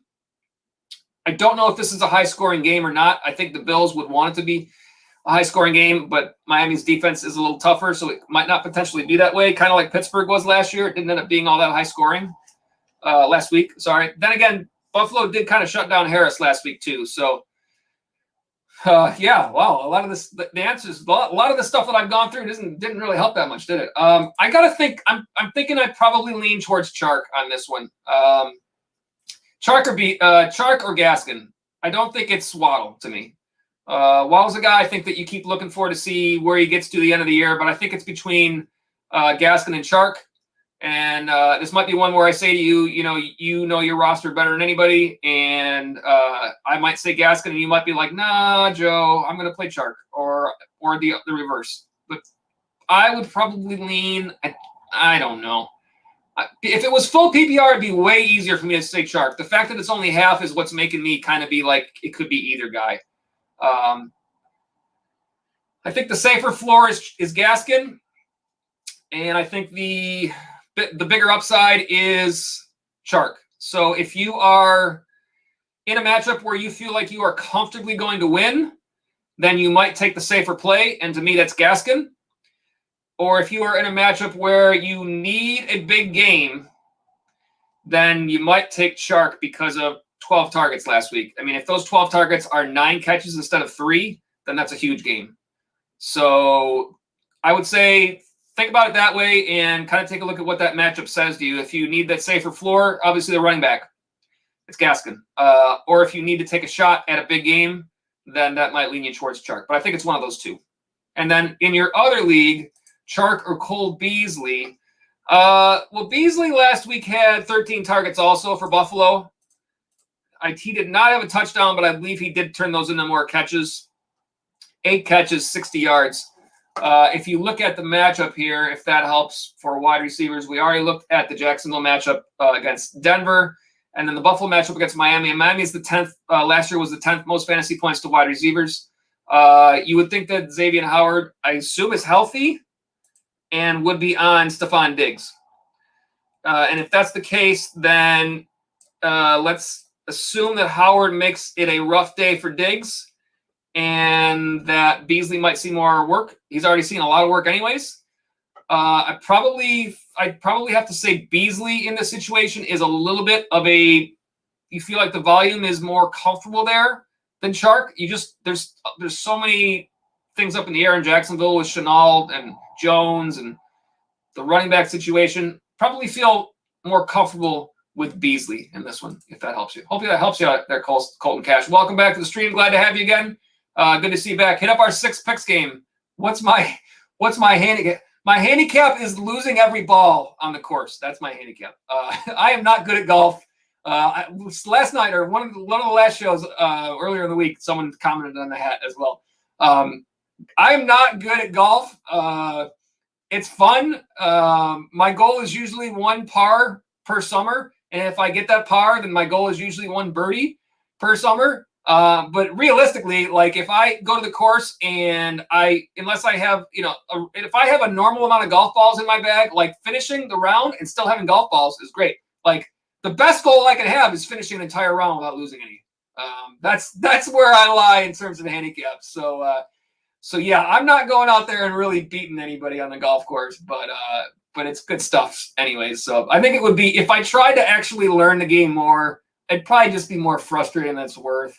So yeah, it's just kind of a stick to, let's just have it be a fun type thing. But the hat does draw questions about it. So yeah, it's not like any type of elite level golf games going on with me, but I do appreciate the question. I think I missed one up here from Alan Gardner. I did. Hope I didn't miss any others. So if I did, just let me know. But Alan Gardner, welcome to the stream. I think you might be a new viewer. Glad to have you. Your question is Brandon Cooks, Mike Williams, or Eli Mitchell at flex this week. And you say it's PPR, which is going to make a difference for me because I do think that Eli Mitchell is a very reasonable start this week. Let's take a look at some stats. 49ers, let's see. What time do they play? Philadelphia game. I believe that's an early game. If we look at the matchup numbers, last year Philadelphia was fantasy points to running backs. Where do they fall? 22nd. So that's the 11th fewest. Comparing that to the wide receivers, Houston against Cleveland. Very good matchup. 8th most fantasy points to wide receivers last year. I did have Brandon Cooks on my sheet for the top matchups this week. They did give up to 37-1 to Tyreek Hill in that game last week. Obviously, Tyreek Hill is an elite wide receiver. And then Mike Williams had a great game for the Chargers last week. I like Williams. I like the matchup for sure against Dallas. 4th most fantasy points last year to wide receivers and 6th most this year. I think Cooks is the number 1 for Houston for sure, in my opinion, but it's Houston. They're not the level of play that you're going to get is not the same as the Chargers. To me, is a better offense. A better team. Houston could be in real trouble this game against Cleveland, and Cleveland could just be, winning that game pretty handily. Obviously, they would still have to throw the ball. But Williams in that game against Dallas, you have to expect a Dallas game is going to be high scoring. And at PPR, I have both Keenan Allen and Mike Williams. I think are going to have nice days tomorrow. I gotta think Mike Williams gets the nod out of these players. I think Eli Mitchell is a very reasonable thought for San Francisco, especially for the time being where it seems like something's going on with Trey Sermon. I got to believe they're going to give Eli Mitchell the first chance tomorrow to really shine. It's possible that Trey Sermon gets in there for a few touches and lights it up and it turns around. But I think for at least the first week, if you picked up Eli Mitchell, I think it's very reasonable thought to play him. But out of these 3, after the game that Williams had last week, he had 22-2 last week against Washington. And if you were to talk about the difference between Washington and Dallas in terms of the production you would expect, of how good a defense is, you would think Washington is the tougher defense to go up against, especially if you look at those numbers on the left side of your screen. Last year, Washington was 2nd fewest, and Dallas was 4th most. So if Williams had a good game last week, then you would think there's a reasonable chance he could do it again this week. I think out of these three guys in a PPR, I probably look at Mike Williams as the choice. As much as you probably would like to play Mitchell because you probably used your waiver wire priority on him to get him, that doesn't mean he's not going to have value moving forward in this season. Matchup-wise, you got a potential shootout against Dallas. There's a lot of weapons on the Dallas side. If they start to throw it back and forth, Herbert against Prescott, you could have a ton of points on the board. And for Williams to get his share of those points, then, yeah, I think to me it's Mike Williams out of these guys. Like I said, fantasy football is all about opinions. I know I'm not the only one, but hopefully some of the information helps lead you towards what you feel is the best choice for you, whichever guy you pick. I hope they do crush it. I think Mike Williams is a fine start there. All right, thank you, Ellen Gardner, for being on the stream. Let's go ahead and hit back the rest of our content. We have one more spot to go through in terms of the Saturday stars, which are what we call the top matchups. Not necessarily a start-sit list for tomorrow, but just the top matchups for the weekend's games. And we've gone through quarterbacks, wide receivers, and running back. We'll go through the tight ends, and let's talk about the players who have some nice matchups to look at, starting with Jonnu Smith. Going to get up against the Jets. Last year, the Jets gave up the most fantasy points to the tight end spots. Smith had 9.8 last week against the Dolphins. I think Jonnu Smith. I also think Hunter Henry could be in line for a reasonable game this week, but I added Jonnu Smith on this list for top matchups for this weekend. CJ Uzomah for the Cincinnati Bengals, believe it or not, is on this list. Last year, the Chicago Bears gave up the second most fantasy points to the tight end spot, and Uzomah had 5.5 last week against Minnesota. Chicago gave up 11.8 to Tyler Higbee last week. I think there's a reasonable chance if you need a tight end streamer, this is a guy you could think about. There are several guys you could think about. The tight end spot is difficult all the time, obviously. So there are some names here that you could consider if you feel like your matchup is not that great from your regular starter. Here's another guy, Pharaoh Brown for the Houston Texans. 10-7 last week against Jacksonville. Now playing the Browns, who last year gave up the third most fantasy points to the tight end spot, and they are at number 2 this year. Travis Kelce has a little bit to do with that. 25-6 last week. He's going to get his against just about anybody. If Pharaoh Brown matches that, then he'd be in for a great day. I don't know if that's going to happen. But nonetheless, it's a great matchup. That's why he makes the list for top matchups, Saturday stars. Here's a guy we know, Rob Gronkowski. Big game last week, number 1 in the league for tight ends, 29 against Dallas, 2 touchdowns. This week against the Falcons, another nice matchup. Atlanta last year gave up the 4th most fantasy points to the tight end spot. 8th this year after giving up 14-2 to Dallas Goedert last week. I think it's another good potential for Rob Gronkowski this week. Noah Fant from the Broncos, I think is in line for another good matchup here. Jacksonville they gave up the 5th most fantasy points to tight ends last year. They're at 13 this year after the 10-7 they gave up to Pharaoh Brown last week. Fant 12-2 last week against the Giants, one of our top matchups. And finally, this is a guy that I talked about on the waiver wire list this week. I like this as a player that you want to keep an eye on. He might be available on your waiver wire right now. Cole Kmet for the Bears. 9.2 fantasy points last week against the Rams. The Bengals allowed the 7th most fantasy points to the tight end spot last year. I like Cole Kmet as a potential tight end streamer as this year moves on, and this is one of those weeks, one of the top matchups available for you at the tight end spot. And that is our rundown of Saturday Stars, the top matchups for this weekend's play in all of the games. We got a full slate of games coming up tomorrow. We appreciate all you guys that were on the chat absolutely throughout the day, and we're glad to have you with us, and we look forward to having you on future streams. We do the Sunday pregame show tomorrow, leading you right up to game time, so feel free to join us. Also, we will promote this one more time. It is our 6 picks game.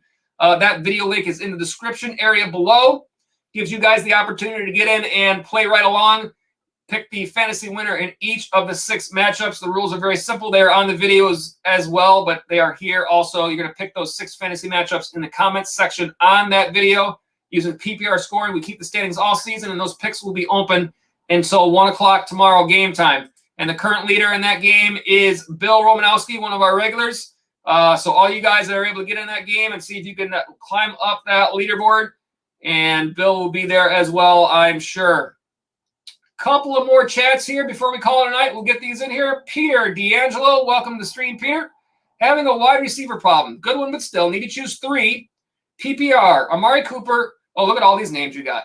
Justin Jefferson, A.J. Brown, Jamar Chase, Marvin Jones, Mike Williams, Corey Davis. Holy cow.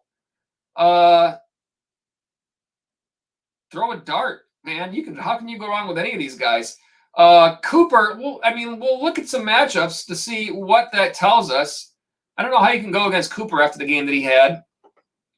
Dallas tomorrow, let's see. I'm not sure what time that game is. LA Chargers last year, 26th on the list, 7th fewest fantasy points to the wide receiver spot. I still don't think, regardless of that matchup, Amari Cooper, how are you not playing him? Justin Jefferson against Arizona. Arizona's defense was pretty good, but how are you sitting Justin Jefferson? Last year, Arizona was 19, but I think their defense has taken a step up. A.J. Brown for Tennessee and Tennessee-Seattle game. Seattle, the 6th most last year to the wide receiver spot. And this year, I want to see where they're at this year. I know I wrote that down. 21st right now, but Zach Pascal had 23 against them last week. I think A.J. Brown, they got to get a get-right game here for Tennessee. So I like Brown. Chase for Cincinnati is going to be a player that you're going to have in your lineup a whole lot. But I don't know that you could put any. I mean, I can't see sitting any one of those three guys, Cooper, Jefferson, Brown, not this early in the season. You can still kind of look at the matchups. Chase for the Bengals against Chicago in terms of fantasy points allowed. Chicago, where are they on the list? Left side of your screen there, 25th. So they're not that high up. Jones for Jacksonville against Denver. Denver is the middle of the road, 20th. Williams we talked about against Dallas. And Corey Davis against New England. I think Belichick against a rookie quarterback. I don't think you like your odds there. I think that's a situation that can go bad for you. So to me, out of those other guys, if there's one to think about, it's Mike Williams. He had a great game last week, and wide receivers against the Cowboys, you have to consider. However, that being said, I think in week 2, I think it's really difficult to not play your studs to start the year off. And I talked about it earlier on the show. I tried to do that once in a league of my own, and it ended up hurting me, costing me the playoffs by like 10 fantasy points at the end of the year. I think you don't want to do that. I think you take your chances with those guys because they're way too good, and you spent a lot of draft capital on them. If there's one that you're thinking about sliding in there, I think Williams could be it. And if you're one that you're thinking about sliding out, I don't think you can slide out A.J. Brown, even though Tennessee didn't play well. And I don't think you can slide out Amari Cooper, even though the matchup isn't quite as good. Jefferson, I don't think you can slide Justin Jefferson out because he could have a huge game at any time. I think you got to go with those three, man. I don't see how you can not go with those three. I would not. I feel like if this was my team, I don't know how I would make that change. You may want to think about taking a look at the other teams in your league and seeing what teams are weak at wide receiver and have a lot of depth at running back. And you might be able to package some of these players and get a big-name running back to go with your big-name wide receivers, unless you already have big-name running backs as well. If you do, then congratulations on your league championship, because this roster, I don't see how you can go wrong with it. Like the biggest problem you have is trying to figure out which one of these guys is going to score the most, assuming that they're all going to play well, which can be a problem. I guess that's why you're saying it's a good one. But I think at this point in the year, this early on, you got to play the guys that you spent those draft picks on and go with it. I think Cooper, Jefferson, Brown, despite Tennessee's problems, I'm sure that some of those other players could play well, but I don't know how you could sit any of those guys on your bench. So that's my thoughts, Peter. I hope that helps you out. And you have Dak and C-Mac. Yeah, you're in the playoffs already at this point. How did you know? Come on, you auto-drafted? Come on. That's not even fair. I guess he auto-drafted spot 1, then you're good on that. But how in the world could that have – that's unbelievable. Wow. But you say thank you for the advice. I say no, thank you for being on the stream. Oh, man. The other players in your league got to be so mad at you. Yeah, you're really in a spot where you can think about trading, you can think about hanging on to players, you can use the waiver wire. You're in a pretty good spot here. I wish you the best there, Peter. Hope you're having a lot of wins and hope to see you back on future streams. Thank you for the chat. This one is from Clamps FM. How am I saying that? CLX Amps. It looks like, I don't know, CLX Amps or Clamps FM. I'm not even sure. Tell me if I'm saying that even close to right. Try to get these names right, but sometimes I don't. You say Kenyon or J-Rob? Thank you, Peter. I see your follow-up. Thanks, man. You as well. I'll be back. Good to hear from you, and look forward. We'll see you on future streams. We love to talk fantasy football, so we appreciate all you guys that are interested in being in the chat. Kenyon Drake or J-Rob? This is a thumbs up for CLX Amps. I'm assuming is what you're saying is the way I'm saying it right. Kenyon or J-Rob? I don't love James Robinson because of what Jacksonville did last week. That I just don't understand how you could play a team that was so bad against the run last year and not be committed to running the ball against them. But okay, I guess that's what they wanted to do. I understand that they fell behind, but James Robinson was great last year, so I don't know why they're so hesitant about him this year. But Kenyon Drake, it sounds like you would have thought with Josh Jacobs out that it would be just the automatic, oh, yeah, Kenyon Drake. But it sounds like they are interested in playing Peyton Barber as the Josh Jacobs role and just kind of still working in Kenyon Drake the way he would have been. So I think I probably have to go with Robinson. We can look at the matchups here, and it might just help us out a little bit. Although this early in the year, I sometimes don't want to go to these matchups because we don't, it's a new year, and really the only data we have to go off is last year. I mean, one game of this year isn't really enough.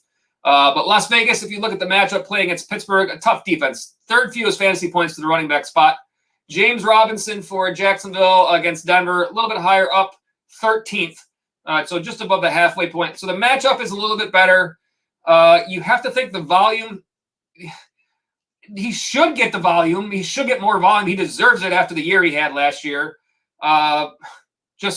It's just with that situation there, I can't believe it's going that way. Like, hopefully they'll get their act together and figure out how good he is. But I think all those things kind of tell you that Robinson is the one you have to take the chance on there, understanding that it's more likely for him to have the volume, especially if Drake is not automatically the number one there in Vegas.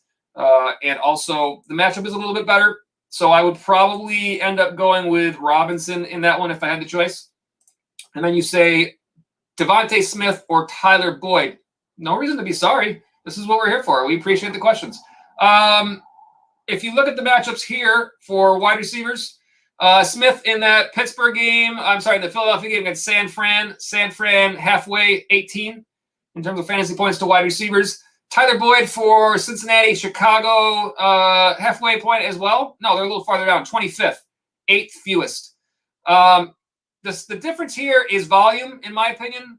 I think Tyler Boyd will have some good weeks, but he is probably looks to be number 3 in that offense, that passing offense for Cincinnati, which I think is going to have enough volume to mean that he can still have some good weeks. But I think Jamar Chase and T. Higgins are 1A and 1B. And I think Chase is probably eventually 1 clear cut. Devonta Smith for Philadelphia, I like a lot. And I think he has a clear path to the number 1 spot in that offense. I think he's going to have a connection with Jalen Hurts. It looks like a good young quarterback there. I like Devonta Smith a whole lot. It is the slightly better matchup of these two, although not impressive, not that much higher up. But to me, I think, especially based on what happened in the first week, Smith had the better week of the two. I think you got to go with him over Tyler Boyd. I think there are going to be weeks where you can go with Boyd as well. But right now, Smith had a great start, and I think you kind of want to see where that goes from there and see if he continues on that roll. So I'd probably say Smith for that one. And hope that whichever guys you pick there, CLX Amps FM, I hope they crush it for you. Glad to have you on the stream, and looks like you're a new viewer, so we look forward to seeing you on future streams as well. All right, guys, I think that's going to do it for our Saturday Stars show tonight. It is, what time is it right now? It is just after 2 o'clock in the morning. We got the Sunday pregame show tomorrow. We start right around 11:30, and we take you right up until game time tomorrow. A lot of good content for you, and we're here for your chats as well. Leading up to game time, getting you ready for your big fantasy matchups. CLX Amps FM, you say thank you so much, man. And again, I say no, thank you. We appreciate all you guys that have been on the chat. You guys really make the show. We have a lot of content that we can give you, but, we're here to talk fantasy football with you guys. And that's what we're here for. That's what we like to do. So glad to have you all here. Appreciate everybody that's been on the chat. If you've been watching on replay, feel free to drop us your comments below. Let us know everything that you think as you go into your week 1 matchups. And as well, don't forget our 6 picks game That is available for you. The link is in the description below. I want to let you guys all get in and play on that, keep the standings all year long, and climb up that leaderboard. And that is what we got. Looking forward to a big day of football tomorrow. A lot of good fantasy matchups to watch for. So this has been it for our Saturday Stars show. As we always say, good luck in fantasy. We'll see you next time.